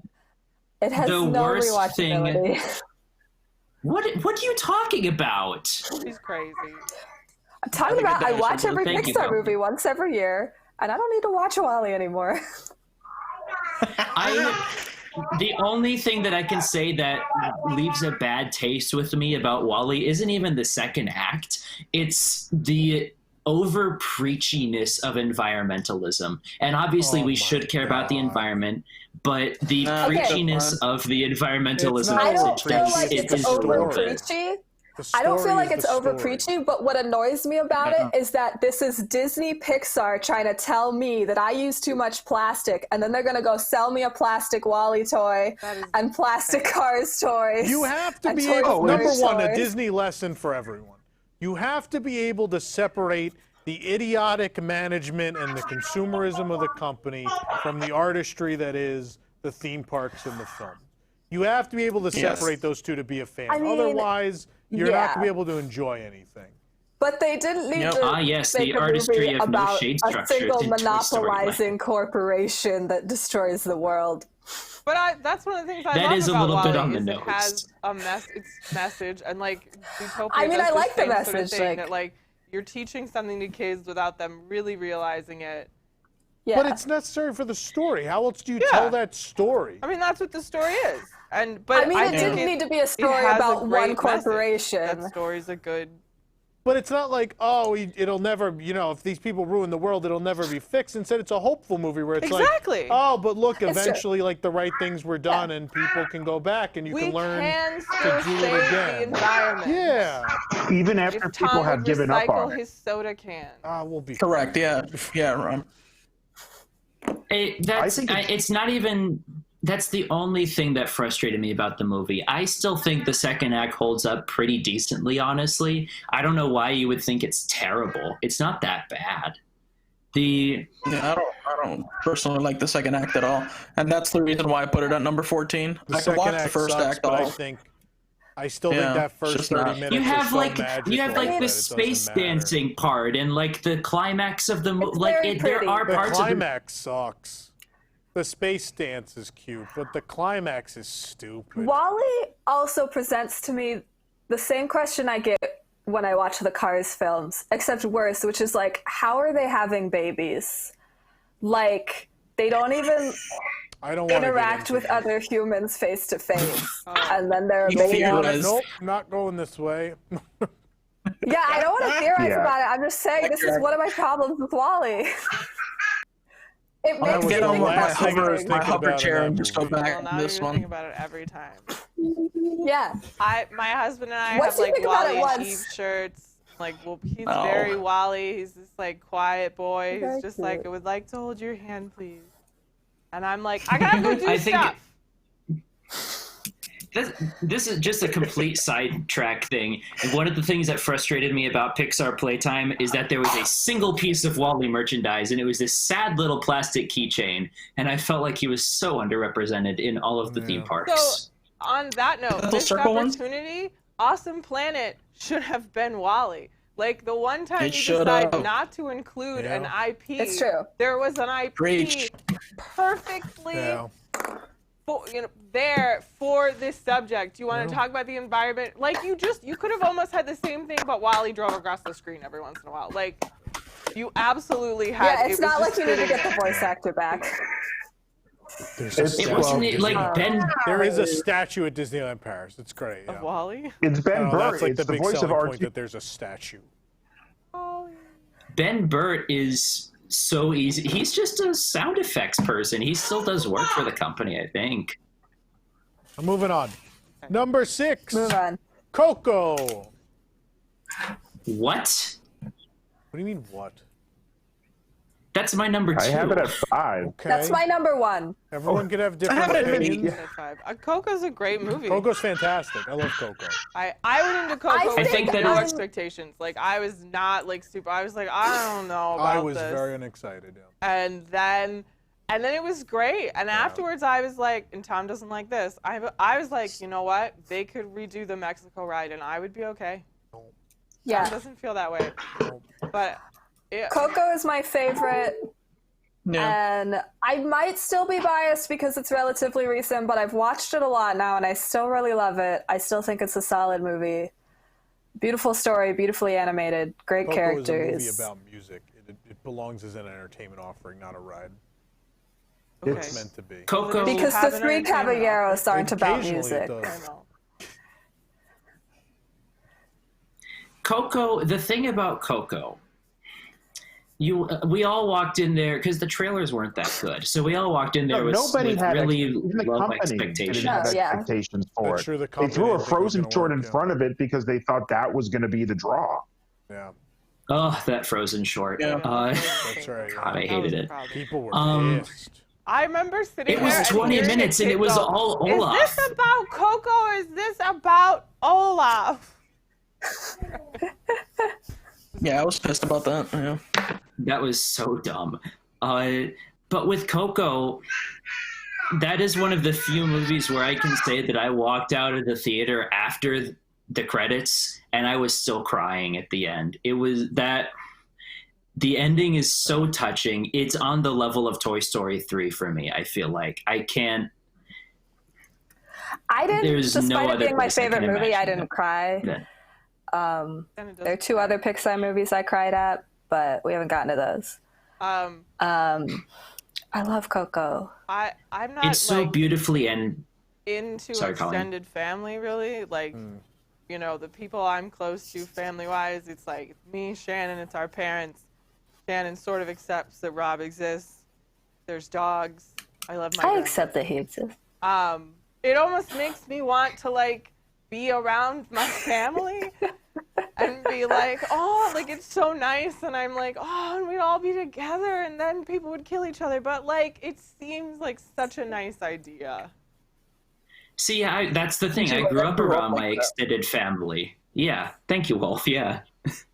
Yeah. I grew up like that. And it was... Go ahead, Spencer. Sorry. no, you're probably going to say the exact same thing that I'm going to say. No, yeah. I grew up around that, and it's a double-edged sword, really. But I really, when you have an extended family like that, it really touches on you with Coco, like the whole message of your family coming to accept you, especially if you have older family who hold some outdated viewpoints. To say Very the much least. also like an Italian. As an Italian families are very similar in their thoughts of what you should do with your life, and that everyone in the family has input on this. So even though it's not about Italians, it very much could be. Yeah. I mean, I'll say I think it speaks to the film that, like, I don't have as much of a personal connection to it as a lot of people do, but it's still, like, my favorite Pixar film. I still really appreciate it. And, like, I feel like I really came to understand Mexican culture more. So that's something that, like, I basically knew nothing about. Yeah. So I feel like I appreciate that more. I feel like, you know, they did a good job. And there's a lot of people who say that they really respected the culture very well with the film. And the music, of course, we haven't even touched on the actual meat of the film. The music is spectacular. It's a movie about music, so obviously you can't just not have music, but they were just going to make it about the guitar at one point. He wasn't even going to sing. And when they had him, I love that Ernesto de la Cruz gets crushed with the bell. I mean, I was dying. Yes. I was losing. And that whole plot twist is, like, crazy. I think it's a good plot. It is. Yeah, it is and, a good plot twist. He tries to murder a child, and this is one of the only, like, Disney movies that uses the word murder. Like, they did not shy away from it. It's intense. Yeah, he murdered his best friend. Yeah. Yeah, Eric and and Ron like, have thoughts. I'm gonna let other people talk. Okay. Say it again. You have thoughts? It's gorgeous. So yeah, the best music. I mean, the kid's so talented. The kid who plays Miguel. Anything in my top 10 are almost perfect films, I gotta say. And this is the design, everything. I wanted to go into it not liking it from all the things, but I just came out like, this was incredible. And it was the biggest surprise of any of these, I think. They didn't advertise this movie very well. No, they didn't. They didn't. But the biggest thing for me with this movie is the fact that it's just like, it's a representation of people that we haven't seen. You know, like a culture, a group of people that Disney and Pixar haven't touched. And like Shannon said, these Pixar movies are about, you know, males, and we have two female-led movies but it's. I mean, this is definitely you can, a male-led movie. They're not white. Correct. They're they're not white. They're not white They're males. almost entirely kind of Mexican thing. actors. I mean, And a I lot of think these aren't necessarily representation white males. really, We don't know the race of like McQueen and Mater. We don't know that they're two They're white played guys. by white men.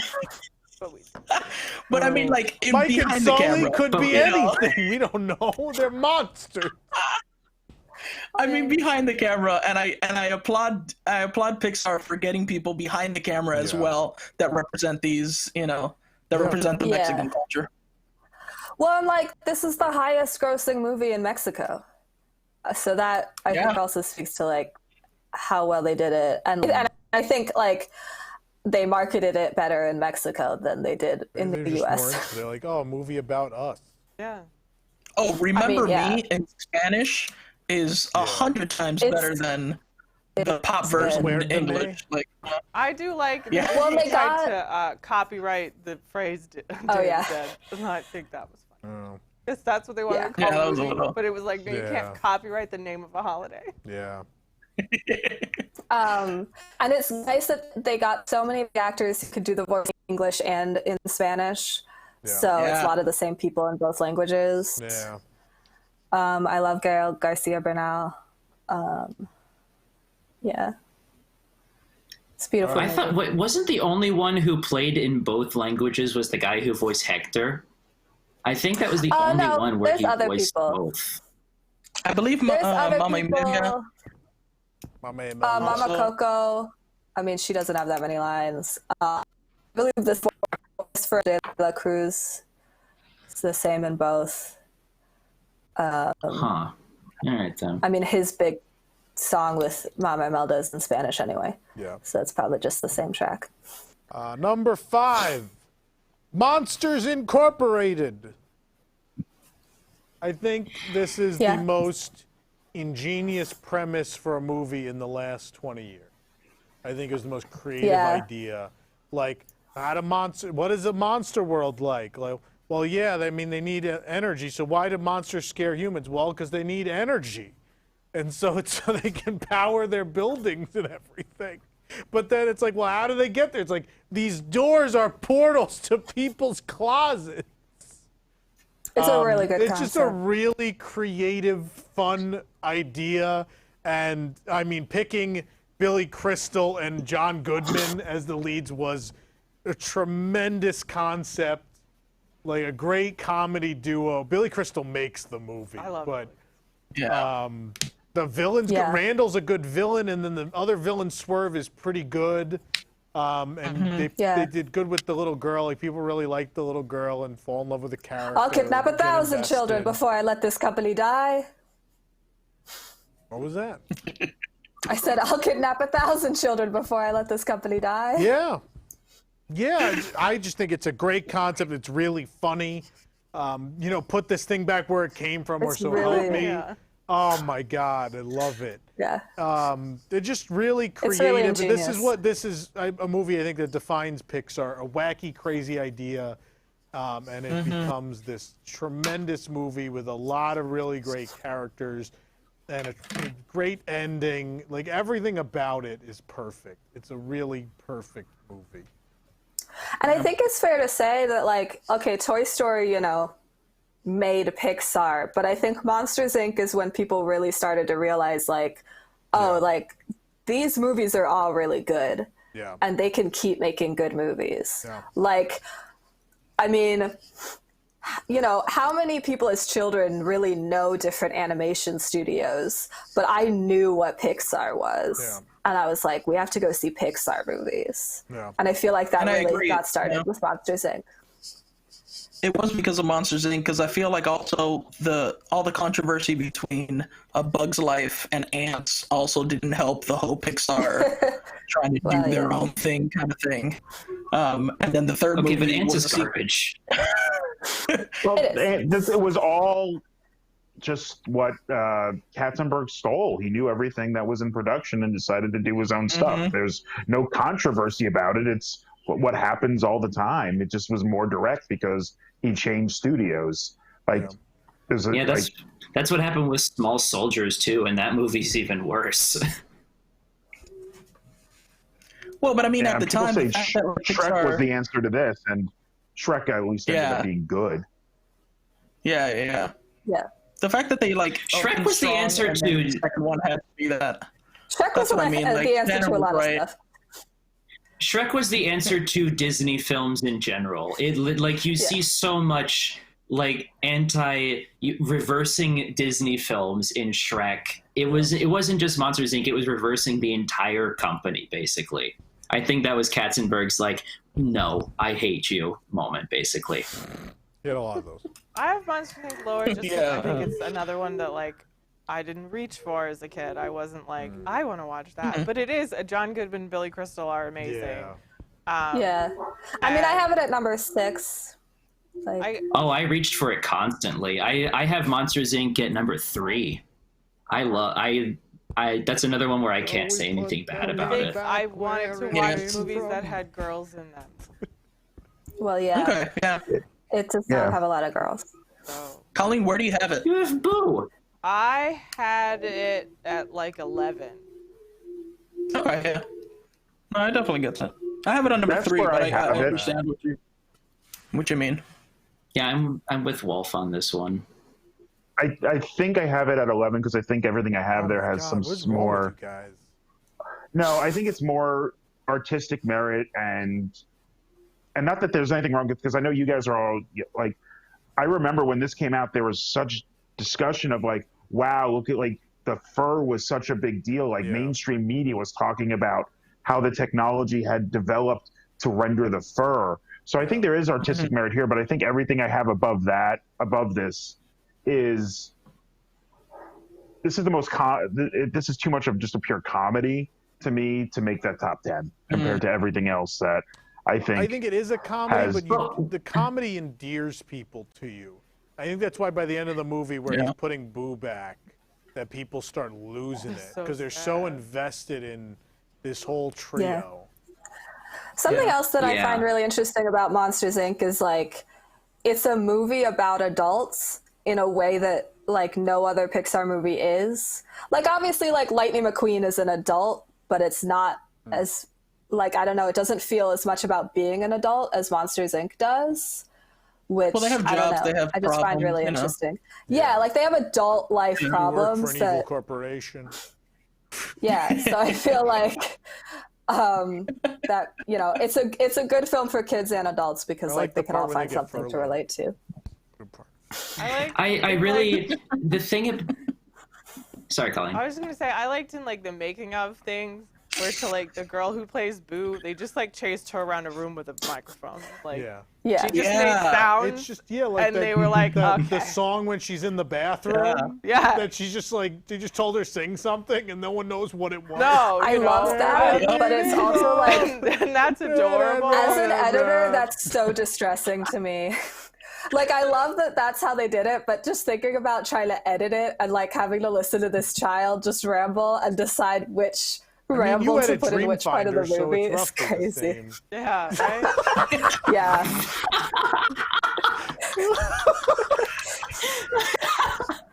I mean, I will say there's Guys, a I don't reason know if you know Andy's this, but nickname is Nathan's Boo. a film professor by trade.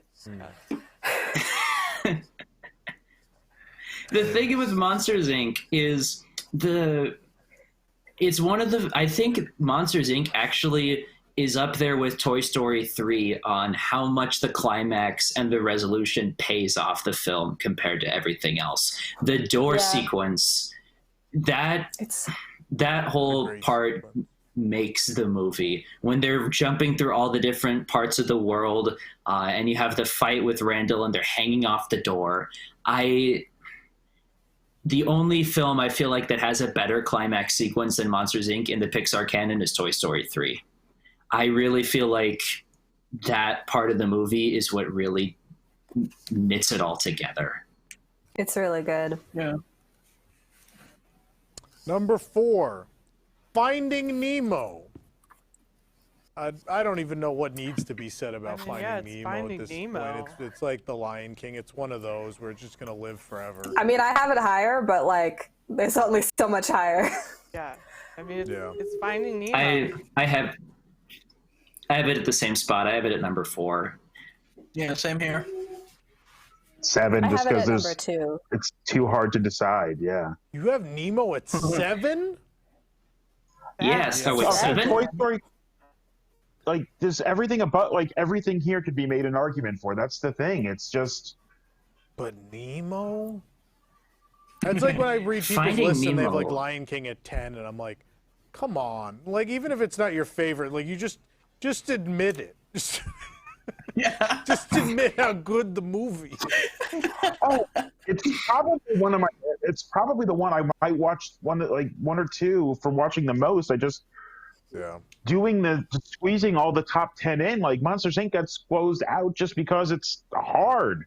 These like I would give every one of these movies an A at least. Oh, So absolutely, yeah. It's Yeah. Yeah.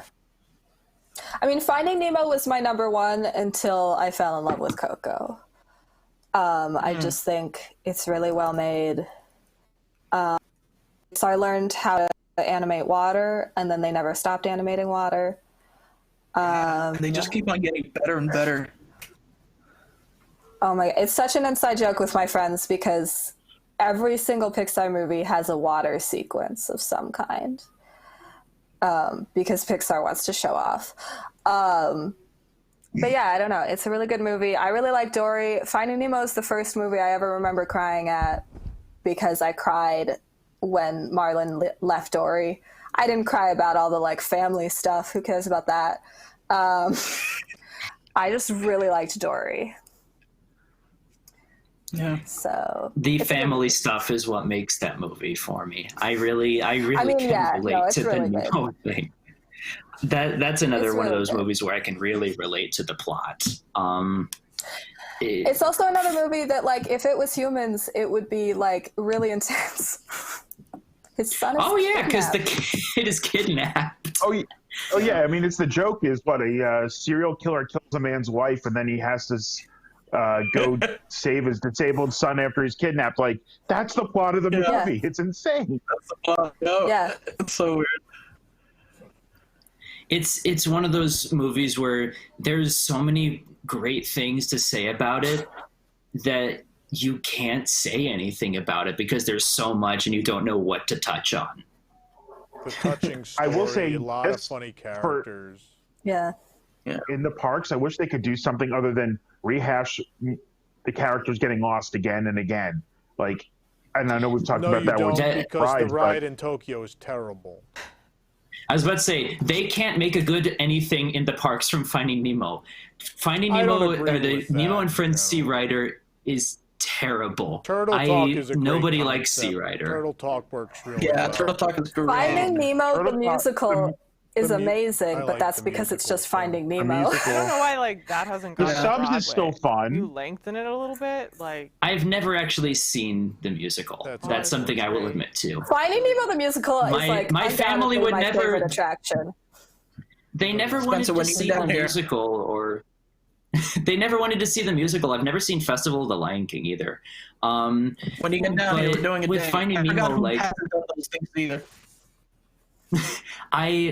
I don't like the ride at Epcot, the Seas with Nemo and Friends. I don't like Yeah, it. it's fine. I don't it's a like. cute ride. Fine with it. The end moments, the big tank moments are That's- amazing. Worth the Yes. ride. Yes. Mm. I definitely do not like Sea Rider. Nobody likes No, Sea Sea Rider. But It's I tell you so what, it could bad. be much worse. Just ask Walt Disney Studios Paris. Because Crush's Yeah, that's Coaster true. might be the worst Disney theme park ride ever built. It might be. I like Crush's Coaster. I don't think come it's. on. It's fun. It's a fun Listen, I ride. rode don't. Would you like Superstar see the limo, coaster like- like Crush at the end is just on like a black piece of felt? Like he just projected onto this black piece of felt at the end of a roller coaster? Like what? All right. Remember when I went to that park, there was no Ratatouille, so this was still. I mean the best that's not thing there good by either, far. but Crush's coaster is Ratatouille. junk. That's not good either. Junk. Ratatouille. Finding Nemo is a good movie. That's Yeah. Yeah, I'll no, agree. you're a really I have good so movie. many good things to say about Finding Nemo that I don't know what to say. Good. Number 3. Inside Ouch. Out. I'm shocked. Inside Out came out in a very important moment in my life where I was going through some stuff, and I think the time I saw the movie was an important part of why I like it so much, why I think it's such a great film. I think if you haven't been through anything in your life, you probably don't understand why people like Inside Out. But I think if you've seen some things in your life, I think Inside Out will resonate with you. I think that turn in life from everything being joyful to then having those more somber thoughts and memories, and then it being okay to have those, and having those as part of how you cope as a human being. And I think it's an ingenious story. It's really well done. It also has its really funny moments. It's a fun concept, beautiful movie. But will destroy you emotionally between Bing Bong and like the realization with sadness at the end, and you're gonna walk out emotionally decimated by this film. So Yeah, I think Colleen's gonna tell us her life story. I'll abridge a little. So Shannon and I saw this separately from our parents, and when they saw it, I don't know, a few days or a week later, they texted us and said, "We're sorry." Because Riley moves from Minneapolis, Minnesota to San Francisco when she's 11. Yeah. I moved from Minneapolis, Minnesota to St. Petersburg, Florida when I was 8. And I was born in Minnesota. Sharon was born in Minnesota, but she was 2, so whatever. But we moved a lot for the rest of our lives. And we moved a lot our entire lives. And so that moving and seeing your friends move on without you because their life keeps going and your life has to start over. And I have to redecorate my room, and I have to go to this new school, and I miss my friends and my old school, and things are not exactly the same. And that, for me, like, that was like, I broke. Like, and seeing, like, her brain, her mind falls apart. And I really felt that. I really felt like that was what I went through. Like, everything just crumbled, and I had to start over. But I just had to do it like 13 more times after that too. And so Inside Out, I think, is like I can't like watch it too often because like it's too emotional, but I think it would be my favorite because it really, reflects like what I went through. And although I don't know if our parents had some grand realization like her parents do, but they did after they watched Inside Out. Being like, it's okay to be sad, and it's such a great like representation of emotions. And yeah, my last thing. So ever since we moved when I was 8, I've dealt with depression, possibly before then, but I don't really remember, to be honest. That's the moment to me that was like, Mom and Dad, you ruined my life. Wow. And I can't function as a person anymore. And so, but seeing, sadness and being able, I'm like, she's my lead emotion. She's locked the other emotions in a closet. This is what's happened. This is my life. The other ones got lost and she's alone.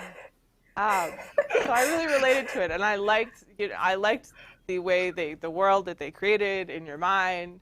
I mean the moments where they look at the kid's head, the dad's head, the mom's. Oh my god. Yeah, everybody's heads are different, and I like everybody has like a different emotion that's kind of in charge. And I love that representation. And I love it. I'm done. Yeah, there was something. The only thing that confused me about the different people representation is that Riley has multiple genders of emotions, and the parents only had the 2. They only had the male or the female. Who has multiple gendered emotions. Everyone else, it's the same gender as themselves. Yeah. Riley's just gender fluid, and that's fine.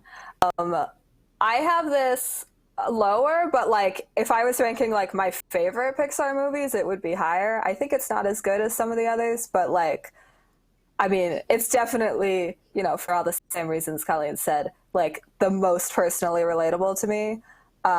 Not as intensely as Colleen, But yeah, it's really good, and it's such a good way to like visually show how difficult emotions are to deal with to children, and like how your emotions progress over time. Because it is like, okay, there's like these 5 main emotions, but then it's like as you get older, it becomes more complex and they combine and stuff. Yeah, it's a good movie. I don't have much to add, but I will just add, this is Laurel's least favorite Pixar, I think. Like, she absolutely really dislikes it. And every time she says it to someone, they're like, what is wrong with you? Like, every time the conversation comes up. I will say I did pretty much almost knock out Sadness in the Parks ones. Just happened to turn, and the character's head might have... No, the character's head, like, actually, like, turned on the body because they just went like this accidentally, like doing the photo shoot, and she's had to stagger back. One of the best character interactions I ever had. We went to meet Sadness and Joy, and we were all Disney bounding, and I was Disney bounding as Sadness, and so like, you know, I walk in and she took my hand and we went and stood in a corner to cry. Oh. Yeah, we have a picture. That's something. I'm just in the corner. It was hilarious. They bring out joy and sadness for Pixar Playtime, and I love how much they play up those characters. That's every other character you can generally kind of get the same idea from, with a few exceptions. But with joy and sadness, they really play up the excited, or like they're like moving very slowly and holding their face because there's sadness. I love how the character actors work with those. Yeah. I just love the Inside Out emotional whirlwind. It's such a beautiful ride. Can't relate. It's the garbage. Anyway, number 2, Up. This should have won Best Picture that year. That was robbed because it's animated. Well, it should have. It was the best film that year. It's a beautiful movie, a movie that starts in this very joyful place, becomes very sad, and then is able to come back from that with, I think, some of the best comedy they've ever done, between a talking dog, this kid, you know, they're chasing this weird bird around, the bird's a girl, and oh my God, he names it Kevin. And then this old man still living in his blimp in a waterfall, and oh my God, I'm just the whole time. It's really great. It's a great setting. It's a really fun idea. Again, old man takes off in his house with balloons is fantastic. Yeah. It's just a fun. I mean, Ed Asner is God. Ed Asner, still at that age, came in and gave, I think, one of the greatest performances ever. Yeah. Perfect casting. And it's just such a fun and heartfelt movie with a lot of emotion and just really funny, lovable characters. It's great. I mean, Up it's amazing. And like that first bit where like they don't really talk, but you see like their whole love story, and it's so touching. And again, my parents, I think, saw this separately from each other, and like my dad saw it like texting my mom, "I love you." Because you're so like, oh, and it's a nice representation movie too, in a way. Like, you've got an old man, like old people are not normally main characters, and this, you know, Asian kid whose parents are separated, and then a talking dog, and Doug. I love Doug so much, and I wish I tell a story about work.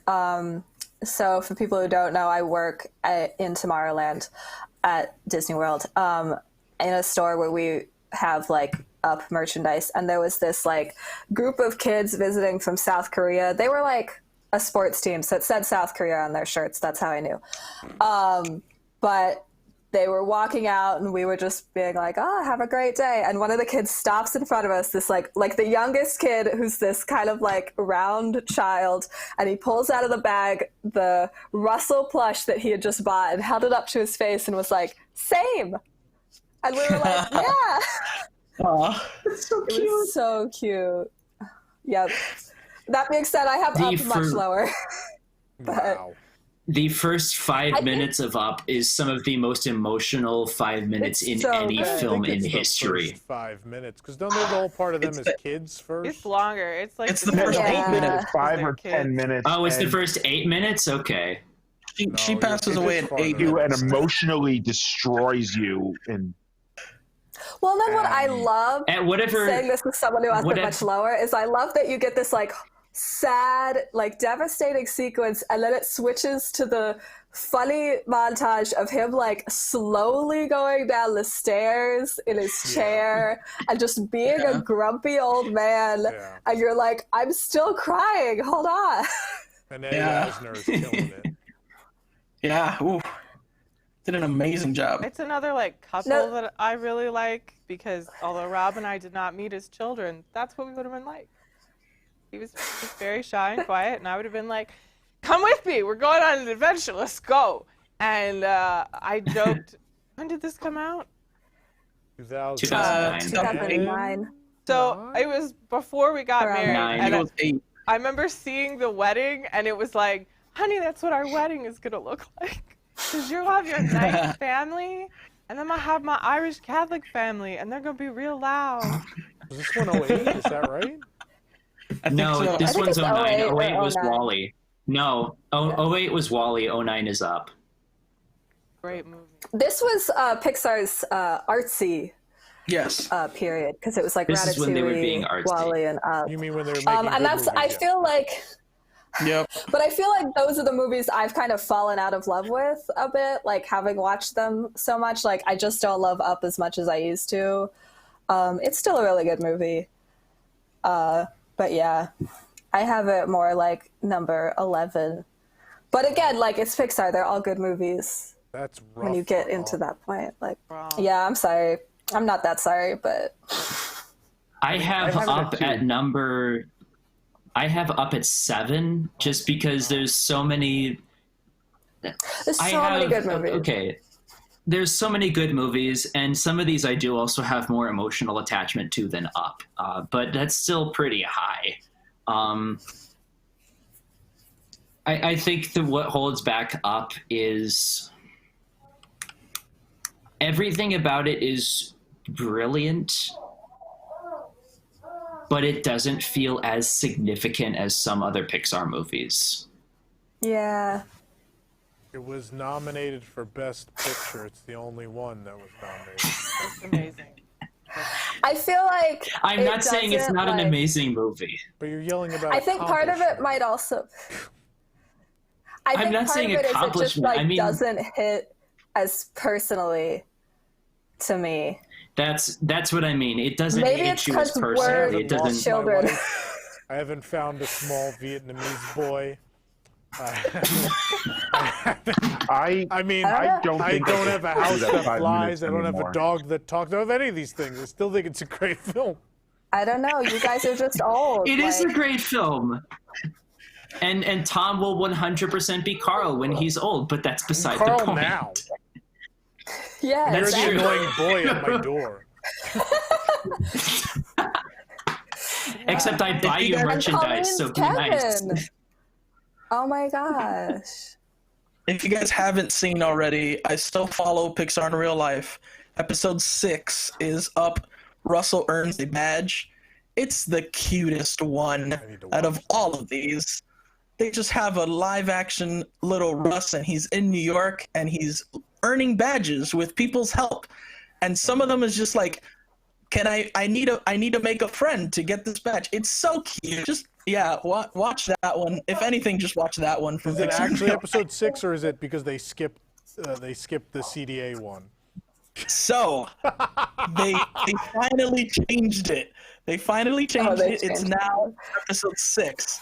So I want to see when they're gonna do that CDA one. I think they're gonna wait for the pandemic to end before they release the one with the CDA running down the street. Yeah. if anything, I mean, these something come out else- once a month anyways, so they have 2 months left. So Yeah.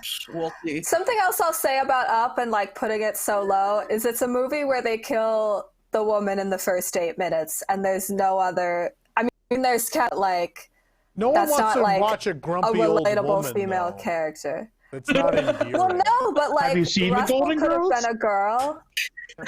That's fair. Yeah, People would watch Betty White and anything. That's like true. I'm fine with like Carl being an old man, but like just like there's no other girls. Like, and more than any other Pixar movie, it's like there's no other girls. There was one girl, and now she's dead. None of the also, none of the dogs are girls, and how is that possible?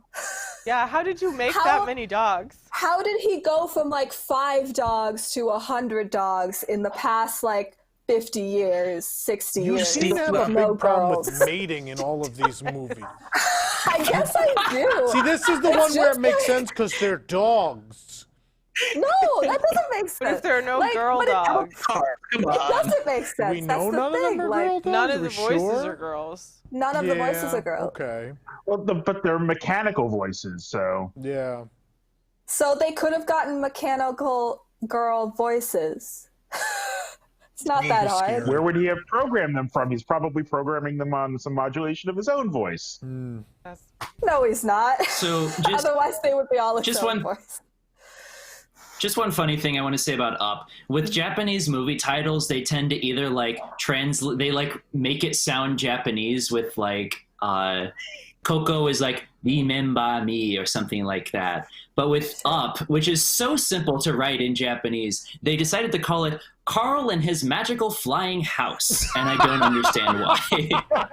I love that. But the really weird thing in cute. Japan is, Because it sounds like a Miyazaki film. but the weird Yeah. thing in Japan is that they're all such hardcore fans that that's not what they'll call it though. Like they'll just say Up. Yeah, they call it Up. They call it Ratatouille and not Remy's Delicious Fantastic Exactly. Restaurant. So I don't even Like, know why they bother there if all the Japanese people are just going to call it what it's released as in America. I don't get it. Just DZ touching on Studios in the Coco chat again. I said don't know why they. Brazil. I don't know why they called Coco. Remember. One at a time, boys. Sorry. Wolf, go ahead. DZ Studios in the chat said in Brazil, Up is called Up High Adventures as well. So they just do this all over the place. There's a lot of that. Like in Paris, Frozen is isn't it the Snow Queen or something? It's not. Yeah, Frozen. in I Japan, didn't know that. it's Anna and the Snow Queen. Yeah, something like that. What? With Coco, I just want to say real quick, I don't know why they called it Remember Me when Ko is literally a sound in Japanese and they could have just gone Coco. The name, It doesn't make let's be sense to me. honest though, as far as Pixar movie titles go, Coco's the worst movie title. Yeah, It's not not Yeah. really No, it totally about is, her but- for the No, most part. it is like an doesn't- odd. like seems like an that- odd- Brave that too. they wanted a one-word name and they couldn't come up with anything else, so it was just like Coco. I mean, they wanted to call it Brave like is Dia de los also- Muertos. yeah, weird. but I don't know. And then they Coco did it. is a great movie, but the title is terrible. Like Yeah. I don't understand. Yeah. the They could have title called at it all. like Remember Me or something. Yeah, That would have been. Yeah. Yeah. Called it Brave Miguel. was only supposed to be the bear and the bow, which would It have probably made more was sense Remember than Me, but the Brave. company's now like everything's got to have one word. Yeah. Everything's got to be a one-word movie title. Tangled. I mean, Oh. one-word movies Onward. titles do better. Technically. Okay, well, we know what Yeah. number one is. We do know what number one is. Number one is Toy Story 3.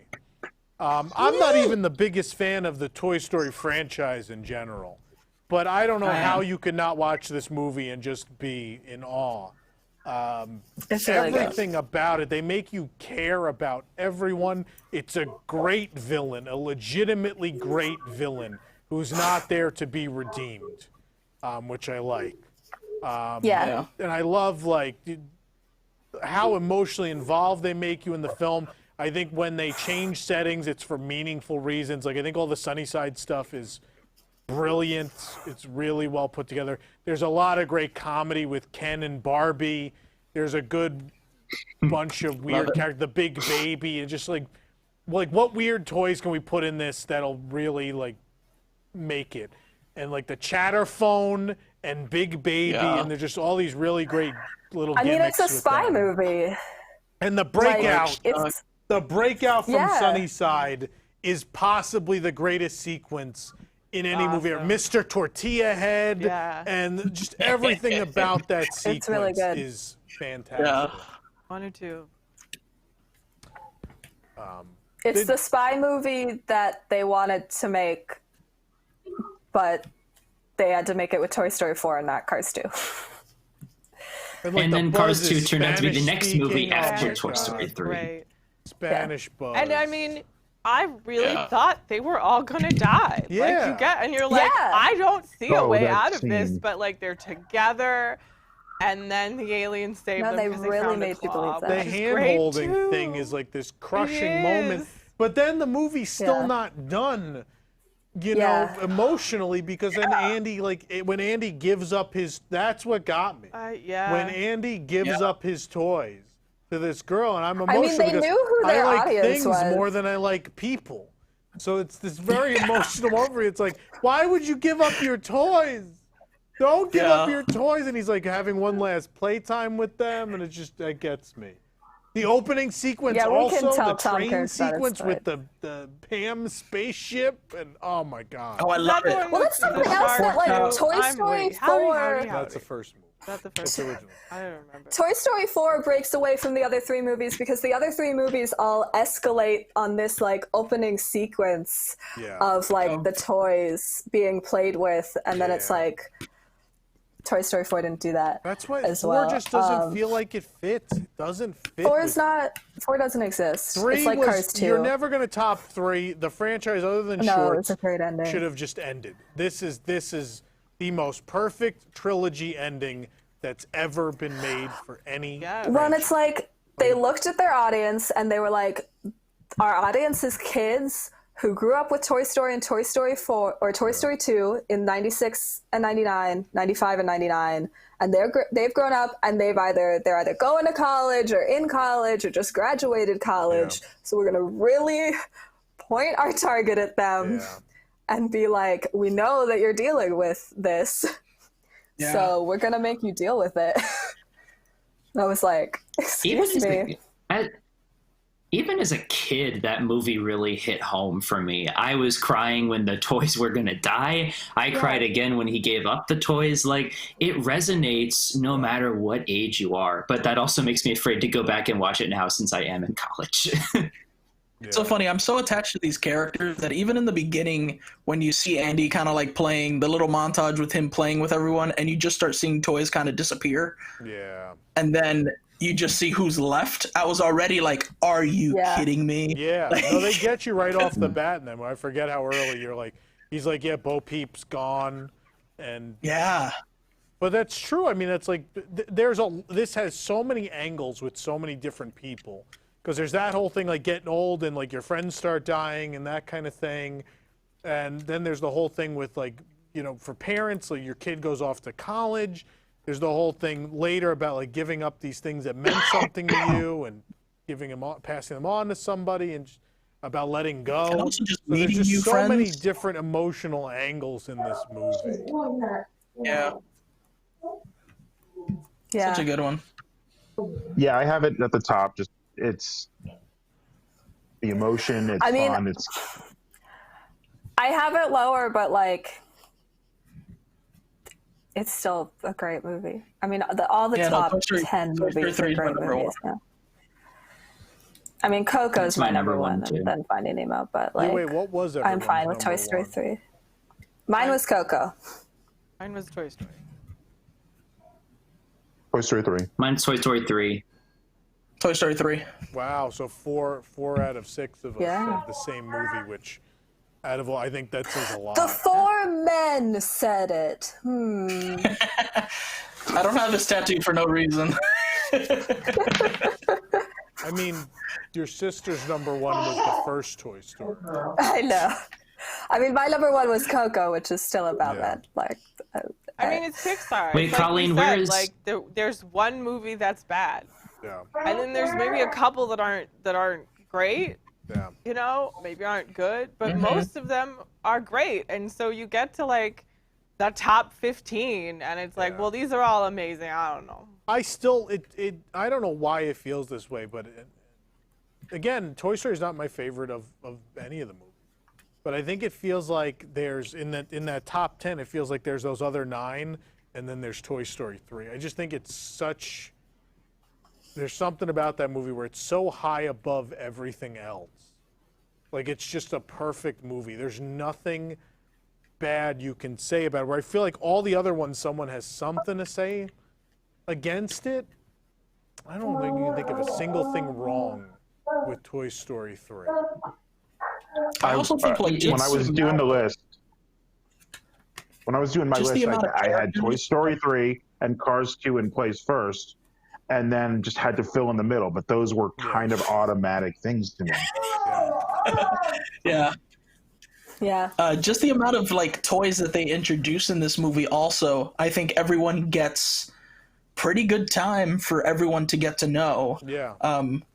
Because there's a lot of new toys in this movie. As someone who not only collects Funko Pops, I have like if any toy from the Toy Story universe is an actual toy, like I try to get, I have kind of thing. And that movie had a lot of toys, and all of them were represented very well, and you got to know them.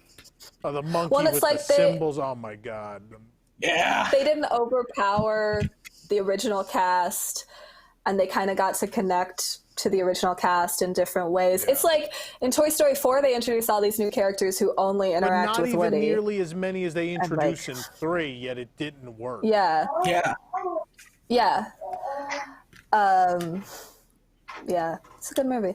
Because like And lots it's of funny all 'cause- those henchmen and Yeah. like there's so many Yeah. new Mhm. toys. I mean, you have Ken. I mean, Ken, Barbie's all you- technically a new Barbie. Ken and Yeah. Barbie. Man. All you That's a get in Barbie. Toy Story 4. All you get in Toy Story 4, you get Gabby Gabby and the 2 creepy dummies, And you and bring then Bo Key Peep and back. Peal. Yeah. Oh, And yeah, Bunny. I well, forget That's all it. Bunny and Ducky or whatever their names are. The Canada guy. Keanu Reeves. Oh, yeah, Duke the Kaboom. Canada yeah, guy, That's the only yeah. good thing about 4 is Duke He's- Kaboom. He's a Bo one. Peep's he's basically a new character. Yeah. She I basically. mean, but they don't really Yeah. introduce like what 6 or 7 new toys, and Yeah. and Forky. I forgot about Forky, Oh, yeah. and Well, it yeah. overpowers the original cast so much. They just try to It focus doesn't so much work. on those new toys that Yeah. it's like, but they don't give those new With- toys enough of a plot. They're just like there to be new. Yeah. I was And gonna with say 3, Bonnie's they all weave in so much. That Yeah, plus we already have Bonnie's toys that we don't know that well. Yeah. who Yeah. were set up as good characters in 3. Like, Yeah, it seemed interesting Yeah. at the end of 3. Yeah. like in 3 you get to know them, but then in 4 you don't get any more time with them. You get all these other new characters. It's like 4 you should have had more time with these new characters that we just got to know. Yeah. Which is funny because that's 4 my you biggest just thing shouldn't with have had. Toy Story 4, as well with Forky Ask a Question, because Forky Ask a Question has those characters and they're in Yeah. there with Forky, but we don't get any character development, and I feel like most of them are totally different than what we've seen in Toy Story 3. Yeah. Which is a shame because Yeah. you fall in love with you forget how much you fall in love with the Bonnie toys too, because Trixie's great. Yeah. Mr. Yeah. Pricklepants is killer. Yeah. I mean, I Yeah. feel like Toy Story 4 kind of started to set this up, and this would have been a better plot, is just like Woody handling not being the leader of this room because he's not the favorite toy and he was never the favorite toy. Yeah. And it's like these other toys are the favorites and this other toy is the leader of this room. And so they And like decided, that would he have been needed an to find interesting Bo plot. Peep. They just decided. He Instead, has they to find decided that Woody can't handle not being the leader, so he's gonna leave. him. Yeah. Yeah, I after think he learned in the Like first it's- movie, it's- is like he has to share the spotlight. Yeah. Yeah. And I think they could have expanded on that more in Toy Story 4. I think they should have just not made Toy Story 4, but like if they did, like that would have been a little more interesting. Yeah. Look, Toy I Story hate the 3. carnival. Toy Story 3 is one of, if not the greatest animated films of all time. Yeah. And it's even up there with some great films just in general. I can't think of a single bad thing about that film. Yeah, it sucks because I really enjoy the antique shop. I like the premise of the antique shop. Yeah. Like the first movie, we have, toys that are in a kid's bedroom. Second movie, we get a toy store. Third movie, we get a daycare. Fourth one, that just kind of like made sense to Yeah. see where else haven't we seen toys and what are those toys doing? problem And the is forgotten antique toys. store I is think- like a marriage of the toy store and the daycare, and I think that's the problem. Yes. That's exactly Could my have put thing. the prospector could have ended up in the antique store is a great thing. Like that would have been something to do there. That would have at least been a callback. Yeah. Toy Story 4 is just full of a lot of great concepts, but there's so many of them that don't go anywhere and don't fit well together. There are a lot of great concepts for shorts. Aren't well executed. Yeah. Yeah. I mean, you just think about, and I kind of said this, like Forky, the whole Forky plot line was kind of advertised as being like the plot of the movie, but then Forky's whole thing is resolved within the first act. Real quick. And then they find the antique store and it becomes a whole different thing. Yeah, it was a whole. And Forky just whole would have been a crisis great of what makes short. a toy. And then that just completely Pixar got is- dropped off. Disney, whoever's handling marketing for the Pixar movies, they don't know how to market a lot of these new ones because Coco was marketed terribly, and it's a fantastic movie. Toy Story 4 was marketed to be all about Forky, and they didn't. Like you said, Forky was resolved by the end of the first act. Yeah. Like they don't And know then how to it's market just- these movies anymore. Yeah. So Pixar movies are great. Toy Story 3 is Colleen great. wants to go to bed. It's 2 o'clock in the afternoon. I don't want to go to bed. I got other work I to want to do. eat back to lunch. work. You want to talk bed? It's 3 a.m. You should go to bed. You should go bed. Not even go to bed. Just go to bed. No, did you? Yeah. Why would you should go bed? Should go to bed. You should go bed. Coming up the rest of this week on WDWNT Live tonight at 9 p.m. It's Cosmic Read Live, taking your Disney parks music requests and more. Tomorrow, Tuesday, April 14th, it's Cooking with Nick at 11 a.m. What's he cooking? Do we know? I don't know. You should check again. Yeah. Yeah. Also, tomorrow night at 7. 7. Oh, it's at 7? Yeah, 7. Oh, apparently Ron didn't know this. I didn't Yeah, decide it. I thought tomorrow it was night at 7 9, p.m. but I'll... It's a Smalls World, our WDWNT parent panel, something new we're trying out. Wednesday, the 15th at 11 a.m., the Wolf Den. What are you doing on the Wolf Den this week? On the Wolf Den, we're going to be talking about some merchandise ideas for the parks. We're going to be talking about if you were an MCU character, who would you be in the MCU? And some other stuff. And we're going to be playing that drawing game as well. You guys in the chats like it. So we're going to be doing it once again. There you go. 9 p.m. is Park Center. Thursday, April 16th, 11 a.m. Party with Pete. Do you have a guest this week? Has he figured? Not that I've heard. No, it's just going to be a normal party. Yes, he Maybe does. he will. I don't know. And He then does, he does. 9 He has the p.m. on voice actor. Thursday. Someone was saying something. Party with Pete does have a guest star. I do not know her name, but she's a voice actor. Oh, Kat Cressida, the voice of Constance the Bride in the Haunted Mansion. Oh, cool. That's right. She's on Party with Pete this week. Yeah. Wow. Thursday night at 9 p.m. is WDW News Tonight, the return of the Disney Duck Translator, the final ride discussion. We're going to talk about that more. I got to flesh that out. And goodbye to the math game. And the last ever math game this Thursday on WDW News Tonight. And I'm sure Bob Chapek will have something to say about being CEO but not being CEO. I'm sure he'll have something to say on Thursday. Oh yeah, Ron had a good idea for that. We'll talk about it later.